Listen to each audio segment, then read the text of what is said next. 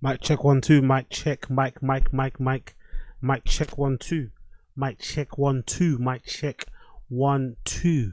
Mic check 1 2. Mic check 1 2. What's happening? What's happening? What's crack-a-lacking, people? What's hap-lacking, people? What's crack-a-lacking, people? What's crack-a-lacking, people? How you doing? How you doing? How you feeling? Big up everybody in the stream chat. Big up everybody in the stream chat. Big up everybody in the stream chat right now. What's going on, people? What's going on? Thank you for joining me. Another day of the random show. Another day on the live stream. Another day on our live stream marathon. We're still here. We're still queer. We're still going. We're still aiming to hit that 31 days. Thank you for joining me. Thank you for joining me. This must be, I think, episode number 422. If I'm not mistaken, this is probably episode number 422. Thank you for joining me. Day 7 of the marathon. Episode number 442. Day 7 of the marathon. Episode number 442. Big up the people out there that hate it when I repeat myself. Big up the people out there that hate it when I repeat myself. We're back outside. We're back outside. We're back outside. We're back outside. Inside. Big up everybody in the stream chat. Appreciate all of you. Thank you for joining me all day long. Appreciate you. Appreciate you. So, I just got back from the barbers. Actually, not barbers. I just got back from a fucking gym. Barbers, you know. I think I had barbers in my mind because I'm flipping gagging for a haircut, but a proper one, because the haircut I got before I went to Madrid this past weekend was bullshit. No, when's it? Last weekend, actually. Last weekend. When I went away last weekend and stuff, my hair was really fucked up, so I got like a last minute trim at this barbershop. Not just sure if you guys have the same thing, but everybody in the stream chat that is that maybe goes to a hood barbershop. I've got a hood barber, so I've got 3 barbers. I've got one that's my number one, but it's really far. It's like an hour away. It's in where is it? It's in Ealing Broadway. It's this barbershop called FFA. It's in Ealing Broadway. It's really fucking far. No, it's not Ealing Broadway. Is it Stanmore? Wherever it is, anyway. FFA. Ealing Broadway, Stanmore. One of the others. No, it's Ealing Broadway. Ealing Broadway. So it's really far. It's in Ealing Broadway. It's like an hour away from where I am. But it's a really good barbers. Like, they are amazing. Like, they do all like celebrities and shit and other prominent, you know, black people and shit, right? So it's really good. It's kind of like next to, it's the nearest I can get to like the American standard of like that super sharp lineups, nice, like, you know, Photoshop like esque fade, like just crazy, right? They are so good, but it's really far. It's like an hour away. I used to really enjoy doing it when I used to read a lot. Now I don't read as much, so it's kind of fucking me up again.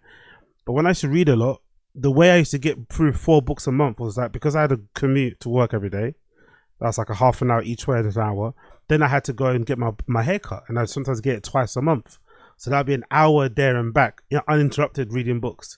So I got through tons of books going to that barbershop. So it's quite a good fun time to go. I don't go there as often. Then I got a second choice that's as good as that one, but it's local, but you have to pay for it in advance. So you have to book it online. It's annoying. You kind of have to do like but sometimes it's not available and need it to be available. And then the third one is this hood one, which is like it's half fashion store. Like, listen to this. It's half fashion store, half barbershop, but then in the back there's like this unlicensed, on the sly bar smoking area. If you get what I mean, it's like a little, it's like, if you know type of thing. It's like a secret door you can go through, and it's got like a little smoking area where people go and smoke, drink. I've seen some ladies of the night pop in there, so I don't know what they've got back there, but I've never ever been inside there. But that place is open until like, I don't know, like 12 a.m. sometimes 2, depending how long they can stay. So I usually go there for last minute. Like if I need a last minute haircut and all my other options are gone, and because the other places they close before 8 p.m, I go to this one, and that place is all right, but the guy can take ages. Like this past haircut I got there at like 11:30. No, I got in the chair at 11:30, and I left the chair at like 1 a.m. The guy was like answering every phone call. Why me I say? Huh? Bomba. You know what I mean? Blood clot, you know? he was talking on the phone every single minute he got the phone call. He'd fucking answer it. He'd pop outside. He'd talk to somebody, and obviously I couldn't say nothing because I'm a big PUSSY. Plus he's doing me a favor, so I'm like, you know what, I'm just gonna sit here and take it. But it took so long to get it, so maybe that's why I have a fraudulent sip. I need to really get a haircut soon. But anyway, less of that said the better. Less that said the better. Thank you for joining me, people. I appreciate you. Oh, big up Johnny Sneed. AZ, update on your African concierge. You know what's funny? I managed to slip by him today. My African concierge is like every other African man. His head is always on the swivel for women. So even when he does sometimes, kidnap me downstairs, right? Whenever there's a girl that passes by, his attention kind of, tilts to the window. So he's always looking. And the flat that I live in, we've got one of those tinted windows where you can't really see in, but you can see out. So if you want to be a creep and like stare at the girls walking by, you can. And sometimes girls that walk by in my building, they don't see that it's tinted, but it looks good in terms of a mirror. You can check yourself out. So some girls will like check themselves out and basically give whoever's on the other side inside the building a show without realizing. So I can sometimes slip away when it happens. This time I was lucky because there was a woman in my flat, like a mum, I think, or something, right? Who this guy basically was giving the chat to. She came in exactly the time that I came in today. The same time that I got back from the gym, this lady was in front of me. I was like so happy when I saw her. I was like, yes. I quickly ran in behind her.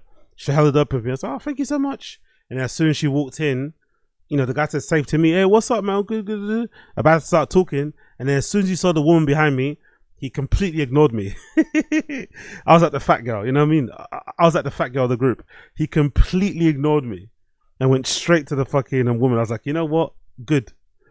I'm happy that happened. So I left him down there, still yapping away to that lady. So yeah, that was funny. So the concierge guy, I've been avoiding him successfully because I try and go to the gym before his shift starts, which I think is at 10 p.m. So if I can leave my house before like 10 p.m. and get back before 10 p.m. because sometimes I get here and he's just starting his shift. So I have to get back to my flat by basically 9:45 so I don't bump into him. So that's it really. But I'm sure he's realized it too because I've not seen him for a while. Maybe like a month or something. So I'm sure he's realized that I've purposely changed my workout schedule and my thing to avoid him. So I think he knows. Big up Jaded, big up Mr. Studio Girl. Yeah, you know what, actually? Big up Mr. Studio Girl. I'm actually going to do that.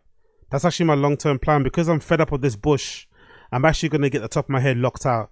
I got inspired by Antonio Brown and how his hair is. So I'm just going to get my top of my head locked out. I've been putting it off for a while.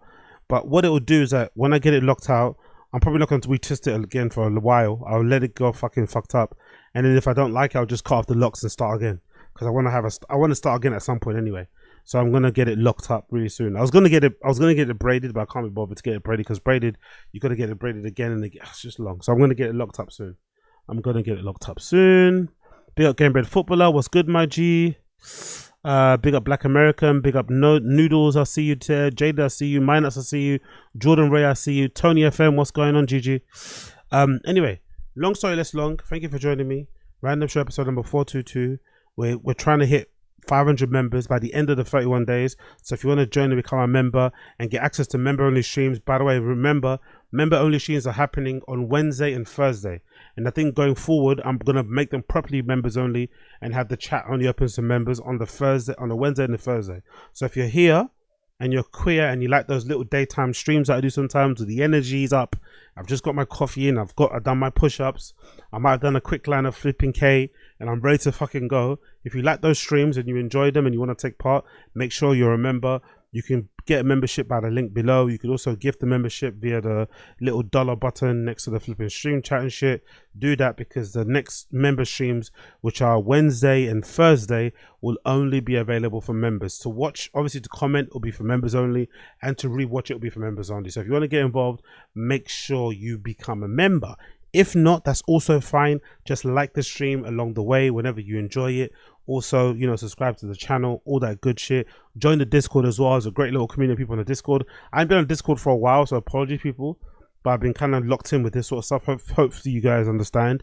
I haven't been on Discord for a while. But what I will do actually for the Discord heads, because I haven't been in for a while, at the end of the 31 days, we'll do like a joint fucking stream. Yeah, I mean, I'll put a fucking VC chat on there. You know, it might get me demonetized, but who gives a fuck? So I'll put a VC chat on the fucking Discord, and we'll have like a celebration of the end of the 31 days. So that'd be good. Maybe get some drinks in. I might actually go do it at Prior Studios. I might actually book a studio for that one. Get some drinks in. Maybe play some music. Get a little bit loose. You get me? Maybe we'll do that part on Kick or something. Yeah, maybe that's what I'll do. Maybe I'll do that VC stream, voice chat stream with the Discord lot on Kick to make sure everything's kosher, and also play some music, maybe play some other shit, maybe specials, whatever else. And maybe you guys can recommend videos and stuff, and we can go from there. But all of that is coming up soon. So, but for now, sit back, relax. Random show, episode number 422. Let's fucking go. First things first.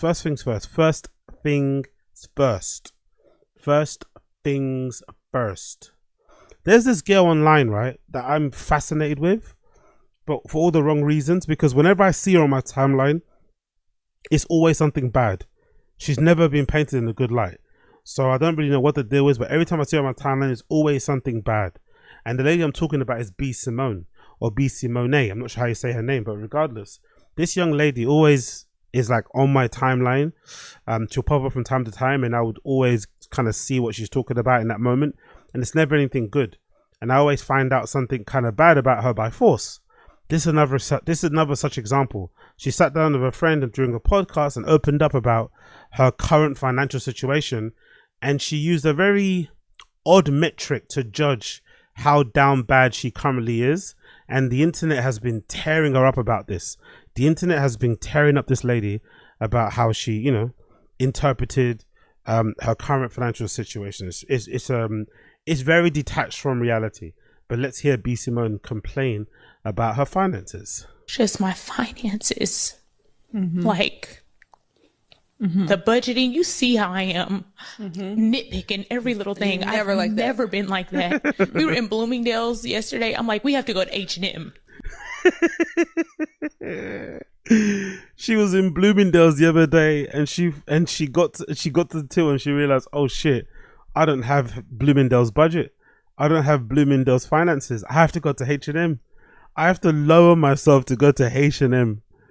Yo, this woman's not real, man. This woman can't be real. I have to go to H&M. What's wrong with H&M? H&M is pretty sick. They got some great stuff at H&M. H&M actually might have better basics, or it's a better... I think nowadays, back in the day it wasn't the case, but I think H&M might be better than Uniqlo. Uniqlo's a little bit overpriced for what it is. It used to be really great. I think at the moment there's a really great Uniqlo jacket, by the way. If you want a little tip for a Uniqlo jacket, there's like this nice... I think it's called a blouson, which is French for jacket. But there's a really nice crop blouson that's got like a nice funnel neck. It's like a rain jacket. I think it might be water resistant, but it's really light, versatile. It comes in like sand, olive green, grey, black. I'm going to get it hopefully soon. It's about 40 quid or something, if I'm not mistaken. So it's a pretty nice jacket that can be easily, mixed in with a lot of things and shit. And especially if you live in a place like Europe, where sometimes, it's sunny when it's summer, but, you could always get rained on the way home. I recommend you check it out. But nowadays, I think H&M might have better basics and better overall shit, especially jeans. Like, I find that H&M jeans are pretty decent. They do a pretty good fucking pajama set down there too in H&M. I don't mind H&M, and I think this lady's being fucking ridiculous. But allegedly, being able to shop in Bloomingdale's is her metric for doing good. If she can't shop at Bloomingdale's, she's doing bad, which is fucking insane. And just remember, by the way, most of this woman's fans are probably people that shop in H&M. That's the thing that fascinates me the most. There's content creators out there that shit on their fans, or that act like their fans aren't shit. But then most of their fans are the ones who are like, most of the fans that they have who are supporting them or allowing them to live that life of luxury are, for the most part, working class or middle class people. But they look down on them, these creators. I'm really interested in that relationship and why certain fans don't get put off by that. Like, why would you be supporting a creator that doesn't like you, or that doesn't really rate you that much, or thinks if you shop at H&M that you're poor? Yeah, like I notice it in me now, just nitpicking, and it's not even. I just don't have it like to spend the liquid. Yeah, I'm used to having liquid. I'm used to seeing a certain amount in my account. But Jesus Christ, man, nitpicking. So budgeting is nitpicking. Look at these negative words she's using. She feels like H&M is a downgrade. Budgeting and I don't know, spending within your means is a form of nitpicking. God almighty. He can't have a 9 to 5. By the way, this is an old clip. This is a funny thing. So everyone's laughing at this woman because a couple of years ago, I think this is during the pandemic, a couple of years ago, she went viral because of this particular clip. She went viral for this, for saying that she wouldn't date anyone with a 9 to 5. What? Why not? You don't want him to have an honest job? I mean, he could be a hustling entrepreneur. So you want him to be you want CEO status? Yes. Okay. Baby. What is with? I think it's an American girl thing, but maybe that's not true. Maybe because a lot of Love Island girls are kind of, you know, materialistic too. But what is it with what I see online anyway? What is it with North American women and this obsession with like having or dating somebody that's in like the 1 percentile of earning?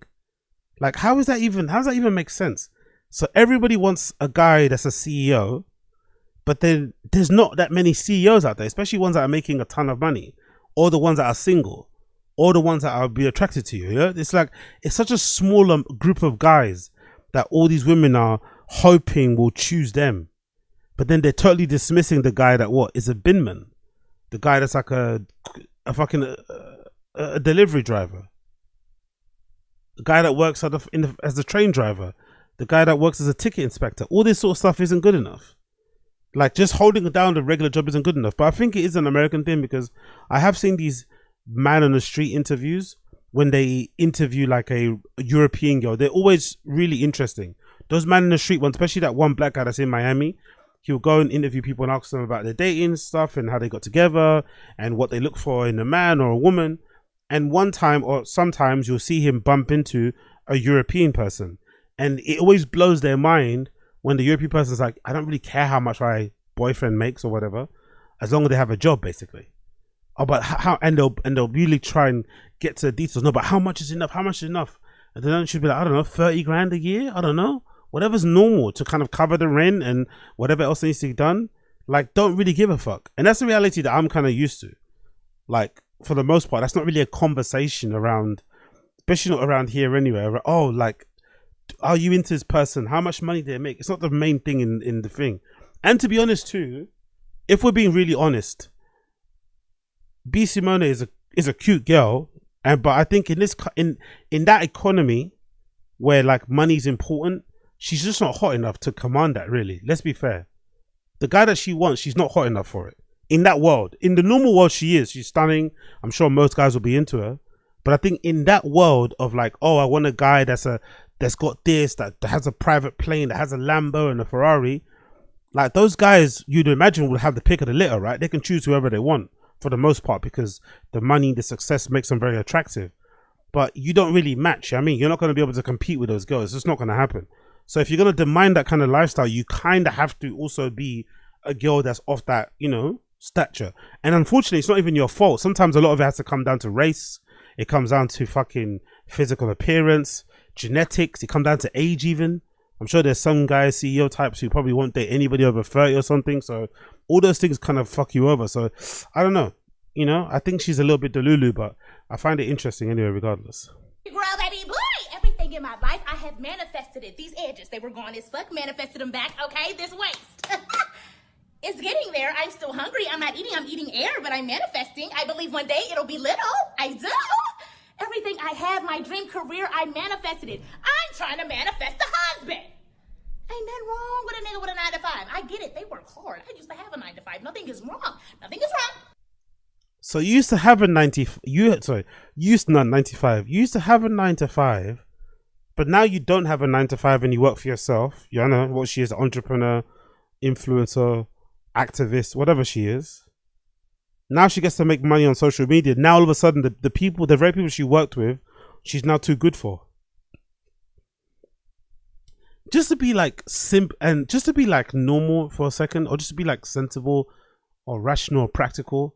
I think if it was me, right? If it was me and I was looking, which I'm not, and I don't really care for, to be honest. But if I was looking, right? I personally think I'd be better off trying to find someone who was not in any way connected to the field that I'm currently in, or any field I kind of want to get into.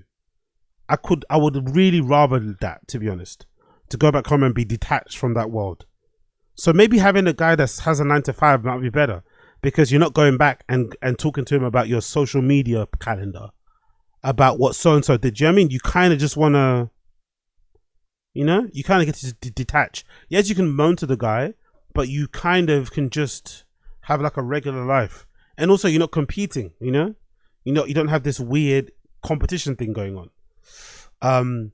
But yeah, I just don't understand that mindset. I really don't.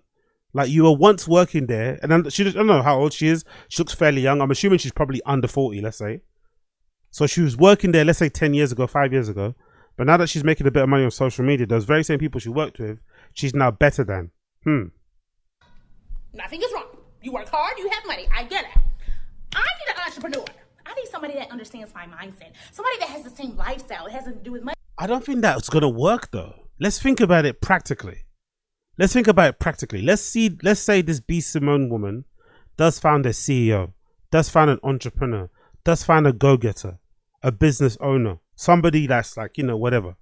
Surely that person, if they're driven and they're really going for their shit and they're locked in, they won't have time, really, will they? They'll be working just as much as she is. People always say that, right? That own their own business. Like, whenever you ask them, what are your hours? How long do you work?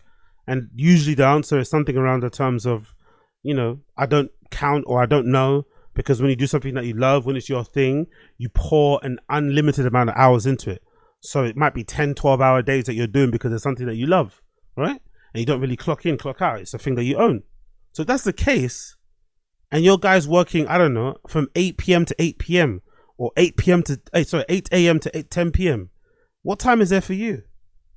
What time is there for dates? What time is there for vacations? All these things that women would imagine would want in a relationship, you're not going to get, even though the person has the ability to give them to you because they've probably got some money and they've done well for themselves. They practically can't, because they're running a business. They're running businesses. They're, you know, going towards their dreams. So they have to be quite selfish with their time. So this whole wanting a CEO thing, be careful what you wish for, because when you get the guy or the girl, they may be so busy doing what they're doing, the thing that you wanted them for, that they don't have time for you. Money, everything to do with lifestyle, okay? A regular, cool, funny nigga that's doing it right for himself some money. I mean, some pussy. Wow, look at Mo, boy. Look at Mo. Mo back in the day when he was really, really vegan. When did that become whack? Like, now that's corny. Like, Yo, big up Ashley Cummins in the chat. Love you back. Big up Big AC in the chat. Big up Big AC. Bang your chest. Big up Jordan Ray. Talking about 95. I don't really mind that, to be fair. If you are somebody that's been exposed to a nicer side of life and you want to maintain that, you don't want to go backwards, I'm all for it. There's plenty of willing guys out there that would sponsor you, whatever, and kind of make sure that you're looked after, whatever it may be, in exchange for maybe sexual favor or just company in general. Do whatever needs to be done. I just think for the wide majority of people, humans, I just think choosing a person based on how much money's in their bank account is fool's errand. It's a fool's errand. Surely you'd want somebody that cares about you. Surely you'd want somebody whose values align with yours, outlook on life. Nowadays, with politics being so important, that's maybe something that you might be, you know, really on top of. Social issues, you might be on top. You might be considering that sort of thing. Whether or not they want kids, you know, like where they want to live in life. All those type of things should be way more important. How they treat fucking waiters when you go out, or bartenders and stuff. That sort of stuff should give you more of an understanding of what they like as a person, as opposed to how much money is their bank account like. It's like, I don't know, man. We live in a weird world where that's like the defining characteristic. But to be fair anyway, to that B. Simone girl, I think most people are full of shit.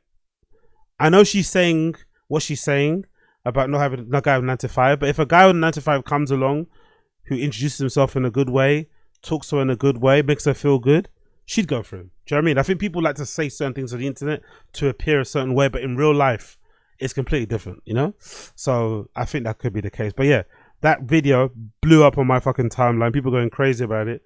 And yeah, I just find it funny. I have to shop at H&M. My life is a horror. I can't shop in Bloomingdale's. It's like, nigga, what? Oh my God, people. Big up Ryu Ken. When it comes to relationships, what most people think what they want and what is actually good, best for them, is sometimes very different. Yeah, for sure. For sure. maybe it's the fault of like dating apps as well. Maybe it's the fault of reality TV shows like the ones revolving around dating. I just think there's a lack of being able to maybe settle for the best. That's like, for instance, like I don't think there's a lot of women out there that would settle for a guy who maybe they're not overly physically attracted to, but they have everything else. I don't think a lot of women will do that nowadays. I think a lot of women want like everything to be a tick. So I think if a woman met a guy who had like everything they wanted in terms of outlook in life, in terms of a decent job, in terms of good earnings, in terms of a good age, height, all that sort of shit, but they're just physically unattracted to them, I don't think a lot of women will settle for it or just fall in love with a person. They couldn't do it. It'd be something that'd be gnawing away at them. You know what I mean? Whereas I think previous generations had the ability to settle for somebody who maybe could provide them with a house, could provide them with a family, could provide them with prospects going forward. I don't know, that sort of stuff. And we don't. Maybe we shouldn't because of the options available. But I just think some of these options are a mirage, you know? Like, it's like dudes, like how much are dudes corrupt? Like I wonder how corrupted dudes are now that they see like girls like Ruby Rose on their timeline. Does Ruby Rose's existence actually hurt or hamper the dating for a male? Because guys, or even porn for another aspect, guys are looking at porn and thinking that sex in real life is like that. Or guys are looking at Ruby Rose and thinking, oh, if the girl that I want doesn't match that, I'm not going for it.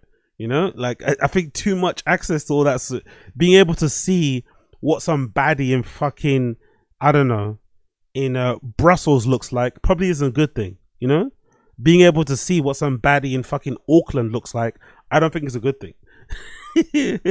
Because it gives you a false impression of what's available to you. You know, you should maybe just deal with what you have around you. You know, and if not, move somewhere else. But I don't think it's fair to judge your local harlots with some of the harlots around the world. You know. Big up Black American. If a man wants some that traditional wife who doesn't work and be dependent on them for their lifestyle, women over budget, because that's scary. If you're a realistic man who wants a partner, then you'll be fine. But in truth, the internet isn't real and people will be... Yeah, exactly. I don't think she was rage baiting there though. I think that was an honest moment. I just think nowadays people are just very detached from reality, you know? So I think that was an honest moment. I think her complaining that she has to shop at Bloomingdale's was honest. That felt genuine. You can see in her eyes. Look. You can see in her eyes. Finances. Like the budgeting. You see how I am nitpicking every little thing. I've never been like that. We were in Bloomingdale's yesterday. I'm like, we have to go to H&M. Yeah. Like I notice it in me now, just nitpicking. And it's not even... I just don't have it like to spend the liquid. Yeah. I'm used to having liquid. I'm used to seeing a certain amount in my account. But you're... So I don't think she was lying there. I think that was a real emotion. I think she was really anxious and panicking because probably like most people that do content, she never imagined a scenario, a time where the money that she was making would ever go down. She probably thought the good times were all forever. Maybe again, because I think I've noticed B. Simone on my timeline when COVID happened. So maybe she got a pop in terms of, you know, whatever, when COVID was around, and now it's sort of like starting to wane. The comedy bubbles burst, which obviously coincides with maybe COVID ending and shit, or lockdowns ending, sorry. So the money isn't there. That was once there because everyone was locked inside. Now only a small portion of us are still watching these things. The majority of people are, you know, back to their regular scheduled programming. Maybe she's seeing a change in her income, earnings. So it's making her panic. So I think she was real. I think it was a real moment, vulnerable moment. It was just a very lacking in self-awareness moment, right? Detached from reality. It was very kind of weird moment because most people shop at H&M. Most people don't shop in Bloomingdale's. So the people that you want to support you and have sympathy for you aren't going to have sympathy for because that's where they shop all the time. Do you know what I mean? They're not going to get it. Peter Ray Kent, there's an NFL player, Travis Hunter. His wife says he isn't attracted to her. But they got married because he's gonna be rich anyway. There's a whole rabbit hole. Yeah. I've seen that whole thing. That to be fair, like I don't know. I get maybe it's because the internet really likes Travis Hunter. Maybe that's why. But I don't get this like insistence on like the internet trying to get him to break up with a girl. Like it's like even if he fucks up and this girl cleans him out, he'll figure it out. Like I don't know. Do you know what I mean? You can't stop. Like I don't know what people want in that situation. There's The videos I've seen, is it unfortunate that maybe they're that serious now? Maybe, because some of the videos I've seen of them two together interacting is a bit, you know, whatever. But the internet wanting him to break up with her so bad is weird, because it's probably had the adverse effect. You know, the internet wanting him to break up with her has probably had the opposite effect. They've probably become even closer now, because they've only got each other to kind of rely on, you know, because everyone kind of hates her and everyone kind of hates him because he's with her. So they're going to double down and kind of just, you know, lock in at home. So don't be surprised if they, you know, if they pop out babies in the next year or so, you know, don't be surprised. They're already married anyway. So don't be surprised if babies come in the next year or so. But big up Travis Hunter the same way. He got that big NFL bag. I think he got like 30 mil up front. Big up Travis Hunter. I think he got like 30 mil up front. What a G. What a fucking G. Let's continue. So this is a clip courtesy of the Find the Kids subreddit. I've got to react to this actually, regarding Kevin Brennan, Neil Brennan's brother, who, I don't know, man. How old is this guy? Is he like 40? Is he 70? Like, he's got that strange face where like he looks 40 or 70 at the same time. Not really sure Wild One, but what I know about Kevin Brennan for the most part is that he's like Neil Brennan's miserable brother, you know? Just moaning, complaining, and just like bitter and just angry all the time. But he's also really funny. He's also really fucking funny. He's a miserable, negative black hole, but he's fucking funny as fuck. He might be funnier than Neil Brennan. Like, legit. He might be legitimately funnier than his brother, who he doesn't speak to. I don't think they're speaking terms at all. I don't think they've spoken to each other in many years, which is a real shame, because I think a podcast with them together as brothers would be fucking great, especially with the friction and tension they have, and quite clearly they're two completely different people personality wise. I think a show with them two together would be absolute Netflix. It would be Netflix, not Blockbuster. It'd be fucking Netflix, but we're not going to get it. Anyway, as the title says, Kevin Brennan says Brennan Schaub stupid and pathetic to move to Austin just to be close to Rogan. So this is Kevin Brennan's opinion on the whole Brendan in Austin, Texas situation. Let's hear what he has to say. That they moved to Austin just so they can like be closer to Joe Rogan. But what's Rogan supposed to do? Again, this guy was kind of discredited. Brendan Schaub was kind of discredited as a comic because, you know, he took a lot of shortcuts. He was friends with Rogan, obviously, and he still, I guess, does whenever they do a MMA thing when Rogan is not there physically. I guess he does a pre-show on his channel, and these guys, Brendan Schaub and Brian Kalin, sit in with him. But so they moved to Austin, and this guy's sad. Like, this guy's sad because he misses his routine. But also, so I read the comments. So quickly jump in there. You know what's funny about what he mentioned about, oh, he got shortcuts. He didn't do comedy the right way. For the longest time, I used to think that was one of the main issues people had with Brendan, especially the fans or the detractors or whatever, the homeless cats. But I don't think that's the case.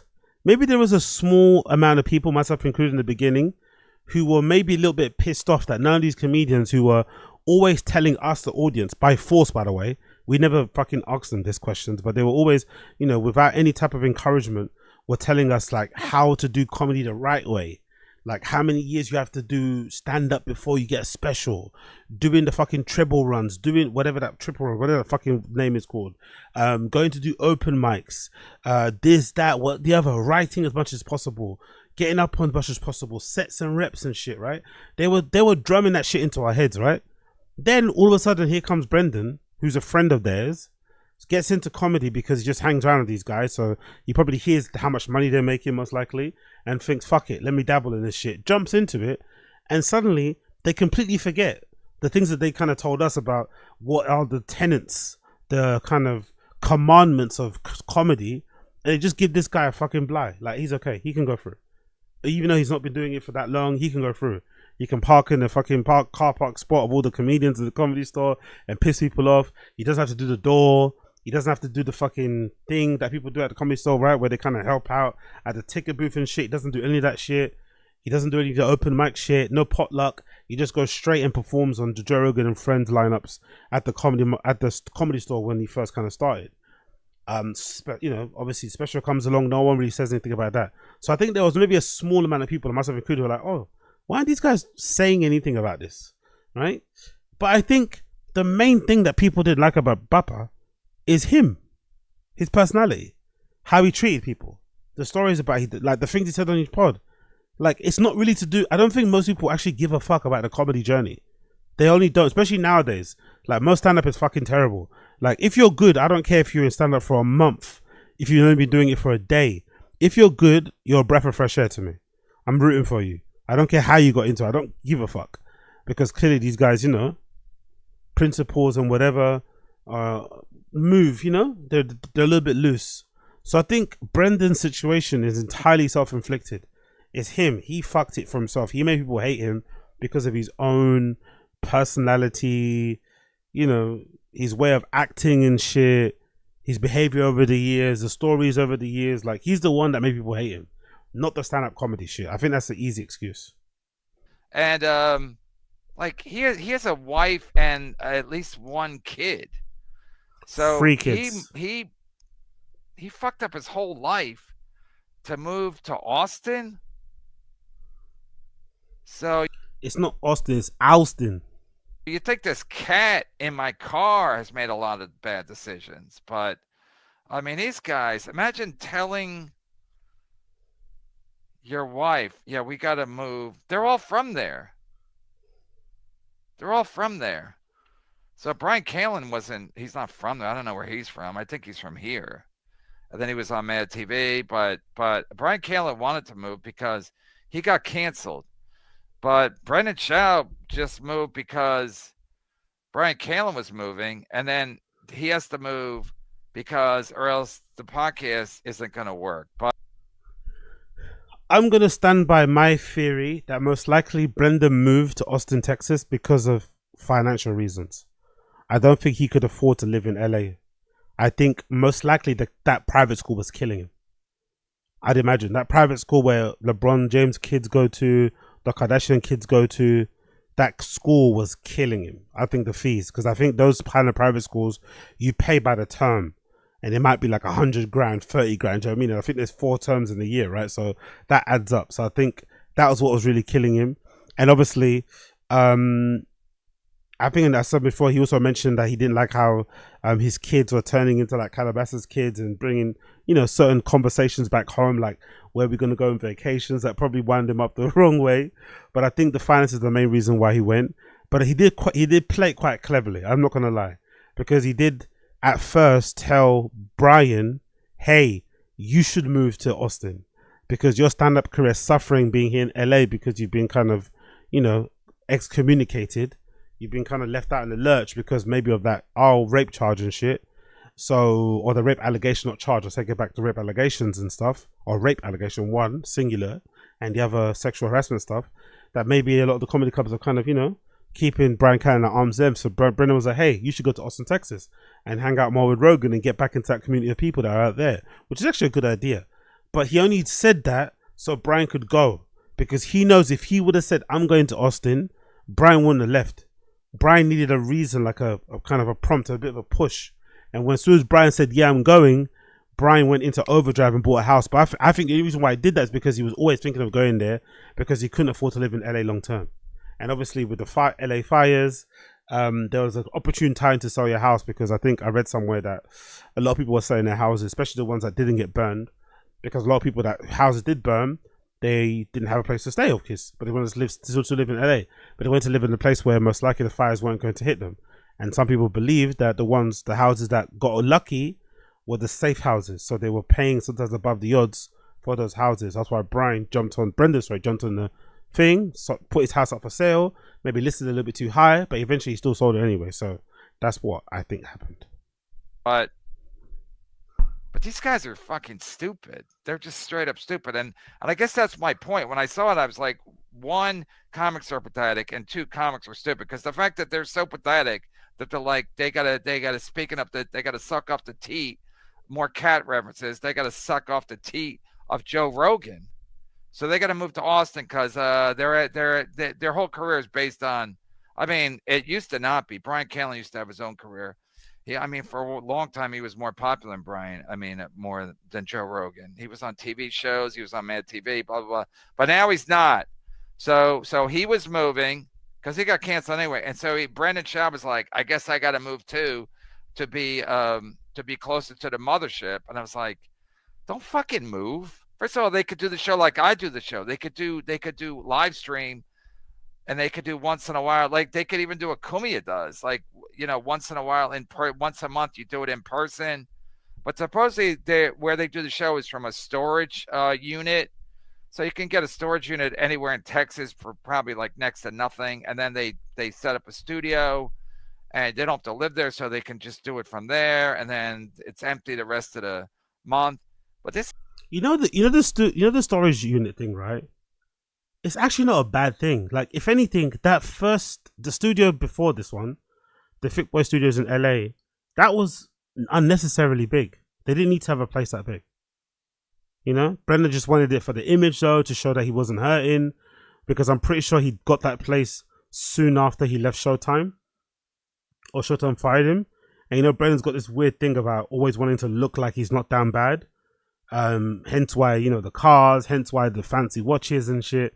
So I think he got that studio in LA because he wanted to look a certain way, and obviously show that, you know, he wasn't down bad, and he was still able to do his whole podcast network thing and have all these shows. And in the end, it just turned into fucking T-Fat-K anyway, only, and maybe Golden Hour. But I think this level of a studio is probably good enough. They don't need anything more than that, because the main shows that bring home the bacon are T-Fat-K and maybe Schaub Show. Those are the main things anyway. You don't really need a sprawling 10-room fucking studio to do that. You know what I mean? It's not necessary. So, but it's still an L though. To go from that big studio to this is a big L, but this is probably the level of studio that they probably actually need. This is the most practical one for them. The most sensible one. This is fucking sad, man. And it's like, and to move your family, I maybe because it's Father's Day weekend, to move your family, be like, yeah, we got to move because Brian's moving. But again, if they had any sense, they would just do a show like this, and they could just live stream, just the way I used to do the show with Levy or Chad or Adam. They don't have to be in the same location, and then they could get super chats. A lot of people have a lot of opinions about Brian Kalin and Brendan Schaub, and so I don't watch their show, but I'm sure it's all tuckered out in terms of like any hot topics. The only hot topic now is like these guys are not doing well. So and the fact that he's like heartbroken, that's what I said. I said exactly the same thing. I said I don't know why they don't. I don't know why they don't go on live stream more often and just take all the fucking homeless cats' money and all the fucking troll tips, because you know there'll be plenty of them. Even if they put the TTS high and said TTS minimum is like $10, $20, $50 even, I think they'd get a ton of people wanting to troll them, because there's not a lot of direct communication that happens with these guys. No, Brendan's already, you know, Brendan's kind of such himself off from social for the most part. Maybe she wants an odd thing here and there. Brian Callen's has that same Rogan mentality about not reading comments allegedly. So it could be a good thing to see their reaction and shit. And it would actually might get some viral clips out of it. And obviously they'd make good money from it. But I think both are just too thin-skinned, too insecure, to really try. But I think it would do so fucking well if they did it. Especially Brendan, just doing the Schaub show and doing Fight Companions, but doing them live like MMA Guru and stuff, and just sitting there and, you know what I mean, and having the TTS on and shit. That would go up. But would he do it? Probably not. Heartbreaking, man. To me, listen, I don't have a soul, according to Detroit, but this to me is, because I do have a family, so this is heartbreaking to me. Really? He's married with kids? Wow. Or does he mean a family, like he's got a wife and a cat? Either way, fucking, what do you call it? This new Brennan guy's got, Kevin Brennan, sorry, he's got a family. Like, he's got an actual wife that puts up with him. Like, he seems like a nightmare. He seems like a fucking miserable nightmare. But yeah, big up the person that's with him now. You must be a fucking saint. You must have the patience of whatever. I don't know. You must have the patience of Iran or something. Fucking hell. Me, that these guys would move. I mean, Brian Callen wanted to move. He's been talking about it forever. But this guy's from LA. He's not from he's from LA. He became friends with Rogan, I guess, through boxing or MMA. And then he started doing stand-up because he was friends with Rogan. But to move to do a fucking shitty podcast, and their podcast is not doing well. So again, they can just do it like this. They could live stream. They could read. They have more active chat, more active super chats. They can make a little bit of money from super chats. A lot of them would be insulting them. But the fact that this guy moved and now he's heartbroken. Yeah, we got Josie in the stream chat. Really, he's got 4 kids. Really? God damn. Okay, big up to him then. Heartbroken. That's fucking heartbreaking. Happy Father's Day, everybody. I mean, a sorcerer probably have a fucking listen, man. Unless your company says you got to move. Moving is not ideal. Unless your company moves or you get fired, you got to get a new job. But he didn't get fired. He could still do the show. You don't have to do your show like the old days, sitting with another guy, sitting with Bobby Kelly. That ship has sailed anyway. That's fucking played out. Sitting in a studio and with a Of course he'd say that, right? The guy with no studio would say studios are played out, right? Straight up hate, innit? Just straight hate. The guy that probably doesn't have the greatest friends in stand-up, saying that sitting down with Bobby Kelly's played out is like, yeah, right. It's played out because none of those guys will probably hang out with you or be on camera with you, which is understandable, you know. He's the way he is, they're the way they are. But that's hilarious. Studios are played out while you got like a green screen studio behind you. What a legend. Couple of guys and riffing. Oh, it's fucking pathetic. These guys are so dumb. But Brian Callen was gonna move. But the fact that Brennan Schaub dragged his fucking family, and they're probably miserable. That's probably why he's heartbroken. Why do some people pronounce Brian Callen as Brian Callen? Or is that how you meant to pronounce it? Is it Callen or Kalen? People say it a lot. Probably wife is like depressed as shit. Yeah. I don't know. From the comments I read on the Reddit, he definitely has a son because I guess he's his baseball coach. He's got a. I mean, it's fucking pathetic. I mean, his son will, kids are resilient. Blah blah blah. We've heard that a million times, but still. I stand with Jack Brennan. Again, again. Do I have guilt about the cat thing? No. Would I have guilt if I was Brennan Schaub? Yes. And the fact that you're waiting for fucking Joe Rogan to call you, that's fucking sad. And then Joe Rogan's going to be like, oh, these guys are all moving. At first, Joe Rogan was all excited. Everybody was moving. And now he's probably like, holy shit, they're all moving. They're all dependent on me. Holy fuck. That's a good point, though. That's a good point. Rogan was talking a lot about comedians moving, but I have noticed a drastic decrease in the amount of times and I've noticed the decrease in Rogan suggesting people start podcasts. I've noticed a drastic decrease in Rogan suggesting people to start podcasts. I've noticed a drastic decrease in Rogan suggesting people to move to Austin, Texas, and do the whole comedy mothership thing. And this is the home of comedy, blah blah blah. I've noticed a discernible and obvious decrease. But you know what's really heartbreaking, actually, which I just figured out now, or it's just coming to my head now based on what he was talking about. Have you guys noticed through our live stream watch-alongs the decrease in mentioning of Rogan from Brendan and Brian?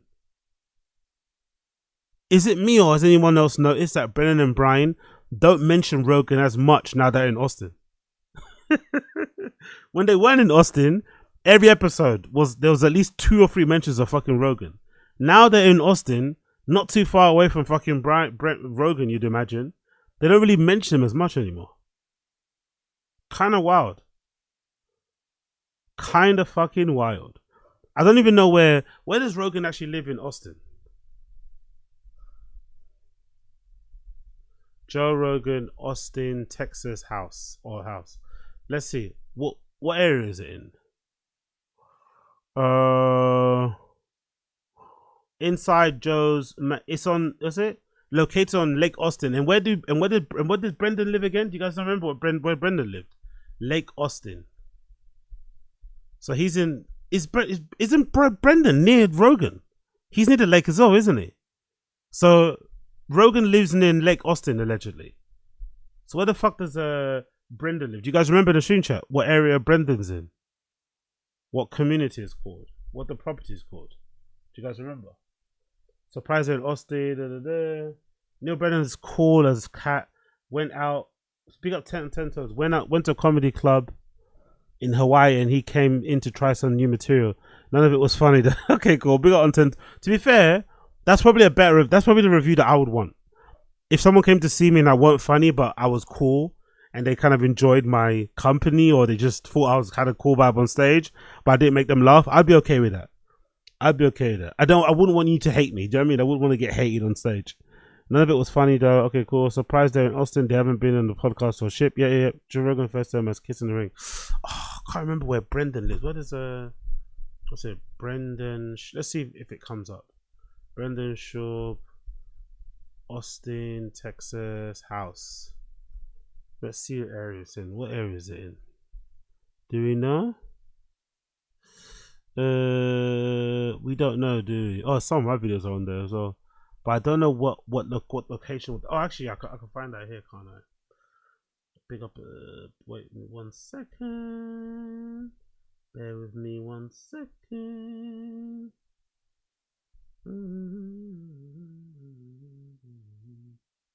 Oh shit, where is it?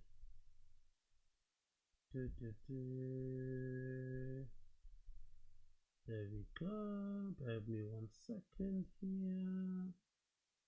Let's see what I got.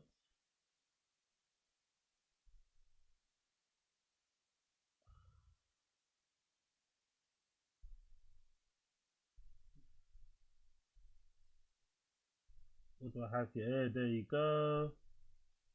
What's the area? Okay, it's called, what is it called? It's called Lakeway. Lakeway. So let's see.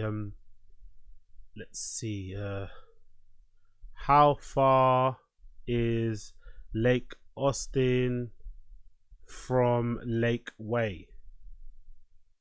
Let's see. How far away are they from each other? Oops, no, Lakeway.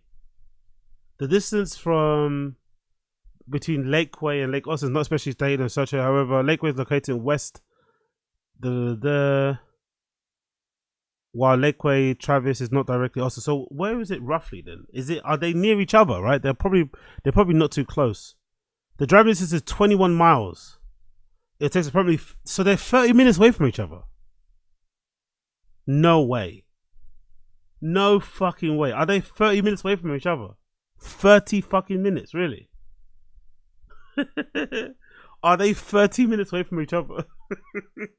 That's incredible if true. 30 minutes away from each other, and he's not bumped into him just yet. He's not had him on the show. Nothing. God almighty. God almighty. Okie dokie. Well, that's where we're at with that one. Moving on. Quickly wanted to talk about some clips regarding the thingamajiggy. What's I going to do? Regarding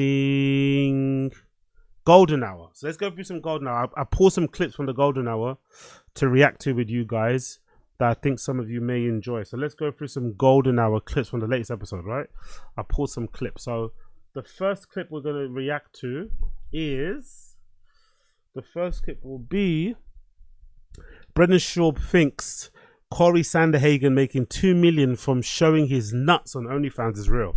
So I'm sure some of you guys have seen the original clip, but the original clip is basically, it's kind of like a satire sketch kind of thing, skit that Corey Sanderhagen is doing. Not too sure what he's trying to promote, but essentially he's talking about, you know, doing what I said instead of being on fucking OnlyFans, showing his nuts and getting paid $2 million for it. For some reason, Brendan maybe saw the skit and didn't get it was a skit, or he heard about that skit and thought it was real. But regardless, he kind of repeats the story as if it's real, or as repeats it as a fact or something, and it's obviously not true. But he doesn't question it as well, which is kind of standard Brendan.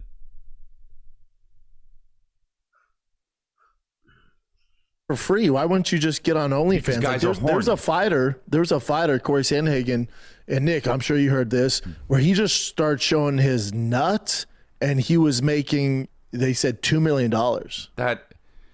That's not going to last. Okay. And I don't believe that. That's the natural reaction. The normal, natural, common sense reaction to you hearing that some random MMA fighter is on OnlyFans right now making $2 million per month from showing their nuts should be, hey, that's probably not true. That's probably not fucking true. No, I don't believe this. So the fact that he does believe it is fucking insane. I'm not questioning it just a little bit. It's fucking insane. But also, I feel like Brendan always kind of mentions OnlyFans here and there. So I'm wondering, does he subscribe to a few OnlyFans? Or is that a conversation that's had within the Schaub household? Now they moved to Austin and they've kind of like changed their, lifestyle a little bit to be more affordable. Do you see a scenario?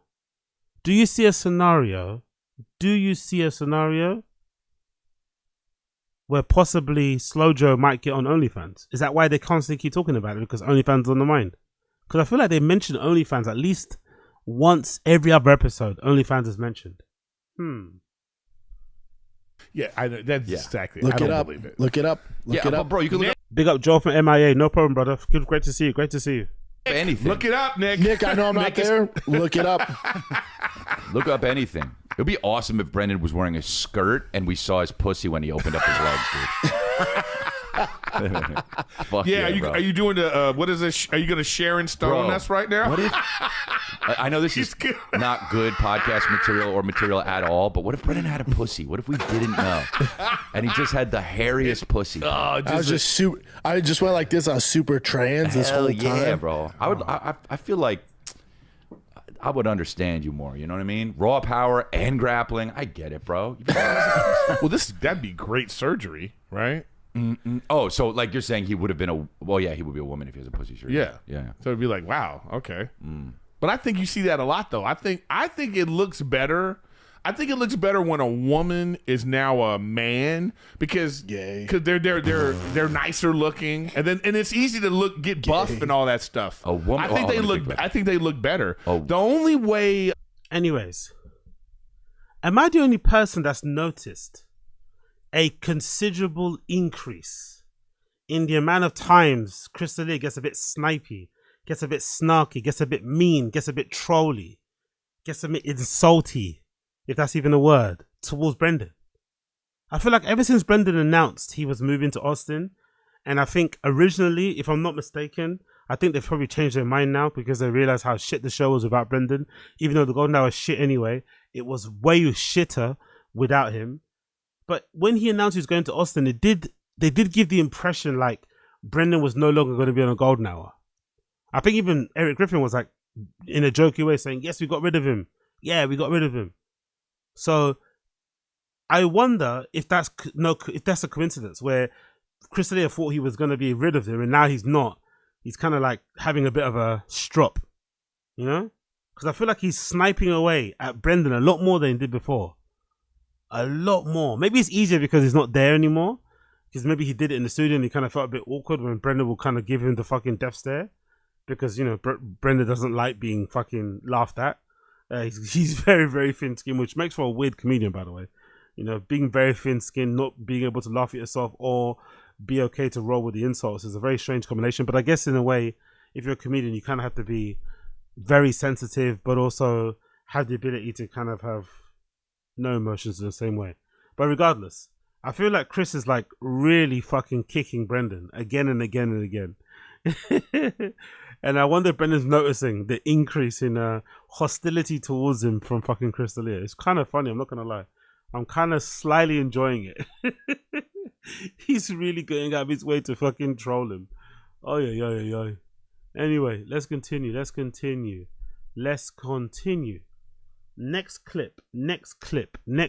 is Brendan Schaub isn't a fan of Elliot Page. I'm sure, as you guys would have guessed for the previous clip. And there's an interesting conversation regarding, the Golden Hour's views on trans people. And I'm sure some of you guys, some people out there who are allies, some people who maybe have family members that are trans, I'm sure some of you guys or friends and shit are eager to know what the collective intelligence brain power of Chris D'Elia, Eric Griffin, and Brendan Schaub think about trans men and women out there? I'm sure some of you guys would love to know this.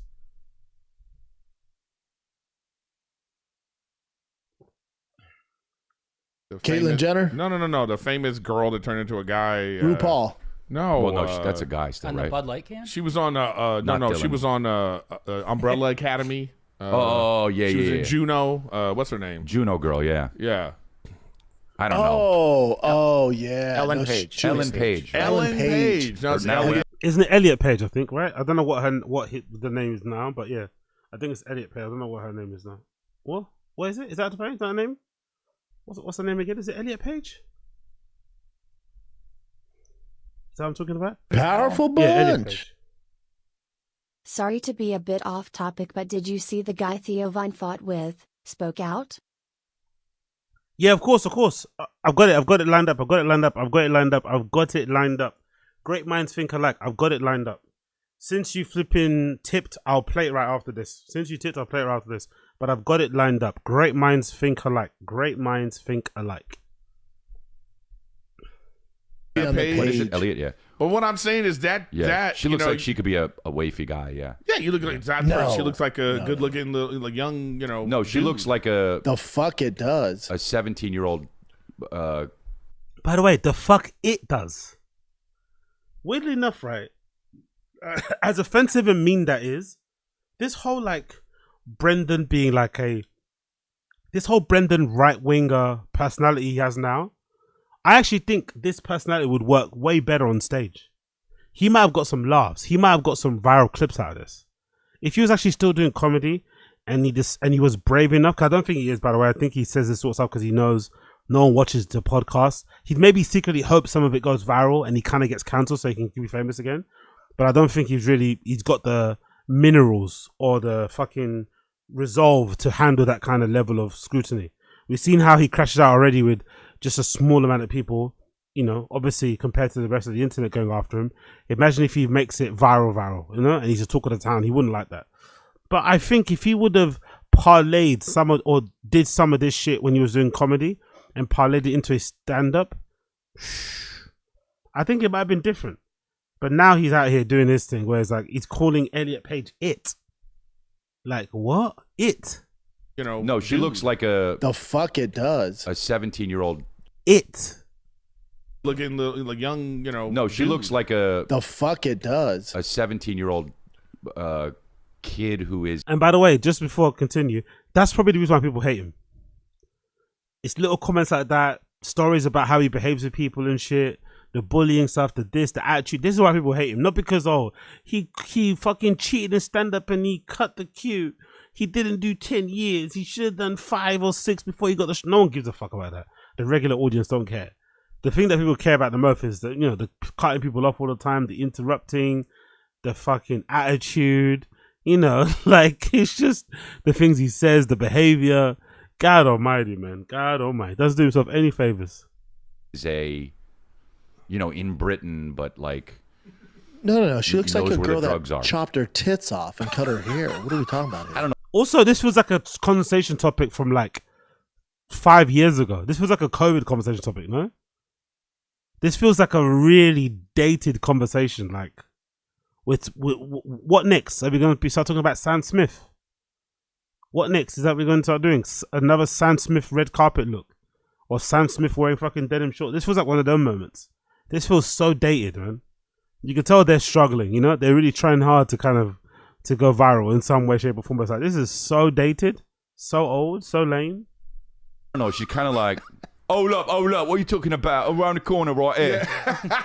Come over here. I've got it. She was cute. She was cute in Juno. Got it for cheap. Dude, I think that is so wild.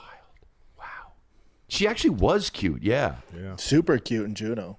And now her career she has to, what's the deal? She's on Fighter and the Kid. She's a co-host of Fighter and Kid. She's in the fucking tanks. Awesome. So like I want to see somebody like this now. Like she looks like he looks like any of these new action stars now. They all look like this. I want to talk about this because true. I want to talk about this because if you're okay. Do you think Eric Griffin's laugh is that just a nervous tick? Do you know when that you know that chuckle or just a laugh at like things that are not funny? Do you think that's a nervous tick? Do you think it's just a redact? Like, what is that? I'm honestly curious about what that's about. Like, why does he just laugh every time he speaks? He's laughing. Like he ends a sentence with a laugh. You know, maybe you end a sentence with a full stop, with a new line, a new paragraph. He ends every sentence or everything that he says with a chuckle. Or with an open mouth laugh, like leaning back, like head. It's like, bruh, do you find yourself that funny? Do you find everyone that funny? Like, really? You're on a show with Crystalia and Brendan Shaw. What could be funny enough that will make you want to be like, open mouth, leaning back, the whole source? Like, really? So the he/her thing, like when I posted my thing about Caitlyn Jenner, my bit online, I called her she, and this is you fucked up. No. Because, but first of all, it's funny. Second of all, if you go through the surgery, all right, dude, you've earned it. Yes, you fucking earned it, bro. If I cut my dick off, you'll call me whatever I want, bro. Yeah. Correct. Okay, so but you have to show it all the time. Yeah, you have to be like this. Are you kidding me? No, Do you see what I've done? It's like a passport. It's when you half-ass it. If you half-ass it and you still got that big... What's wrong with his mouth? Half-ass?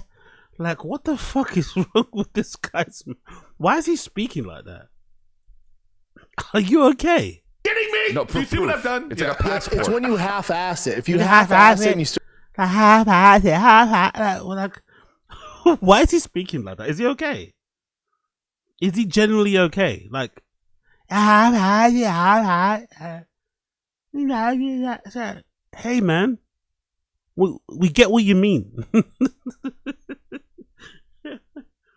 Are you kidding me? No, Do you see what I've done? It's like a passport. It's when you half-ass it. If you half-ass it and you still got that big root in the front, but you just get tits, tits, bro, you're Ben. No, dude. You're Ben. If you're you gonna get always be Ben. the private part under your... All right, we get it. We get it. Pants. If you switch it, then dude, props. Look, I don't think that what you did is crazy. It was wild mutilation. I hope you're happy, but my gosh, okay, ma'am. You know what? That's the first. Okay, so the top of the list. Yeah, is it's that. ma'am. But you know the second one after that is like they do this like shave down of their face and Adam's apple. I think if you do that too, that's a big one. But you're not a woman though. I know, but no. Yeah, you are. Yeah, you are. Wait, what? You've earned it. Yeah, I'm with Brendan. You've earned it. No, I'm not talking about shave your face. I'm talking they shave down their bones. Structure, yeah. Yeah, they shave their cheekbones like Kylie Jenner. and they cut out their Adam's apple and all that stuff, man. Oh fuck. Yeah, if you do, that's number 2 on the list. No, there's only one on the list. Yeah, like you can't just get tits and be like it'd be like me getting tits and be like, I'm Sarah now. Tits, no, tits you're not Sarah. Again, such a dated topic. Like, really? This is what we're doing? This is what we're trying to do? This is the conversations we're having? This is where the comedy's coming from? Fucking hell. Unless you get a pussy, Brendan. Yes. And shave your face down. I said that's number 1. Okay, that's There's number only one. It's like Highlander. Dude, there can only be one. Sarah, hey, cut your dick off and take your balls off and put a little hole in it, and now you're Sarah. No, but put a little rouge Sam, on. you would tell Sam to do that, not Sarah. Facts. Yes. Right. Anyway, you get the point. You get the point, right? You get the point. I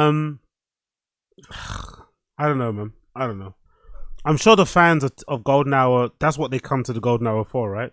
Hot button topics and debates, such as trans identification, identity, trans rights in general. I'm sure that's what they want. I'm sure that's what they want to hear.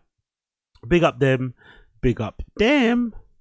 Next clip is Eric Griffin takes his video game console with him on vacation. Now, this might trigger some people because I think this is kind of dorky and weird. But according to this clip, Eric Griffin takes his video game console on vacation with him, which I'm sure goes down very well with his wife, Rachel, who he clearly doesn't hate, right? I'm sure his wife that he doesn't hate is really happy and over the moon when he brings an entire video game console with him on holiday. Absolutely incredible. What a prize Eric Griffin is.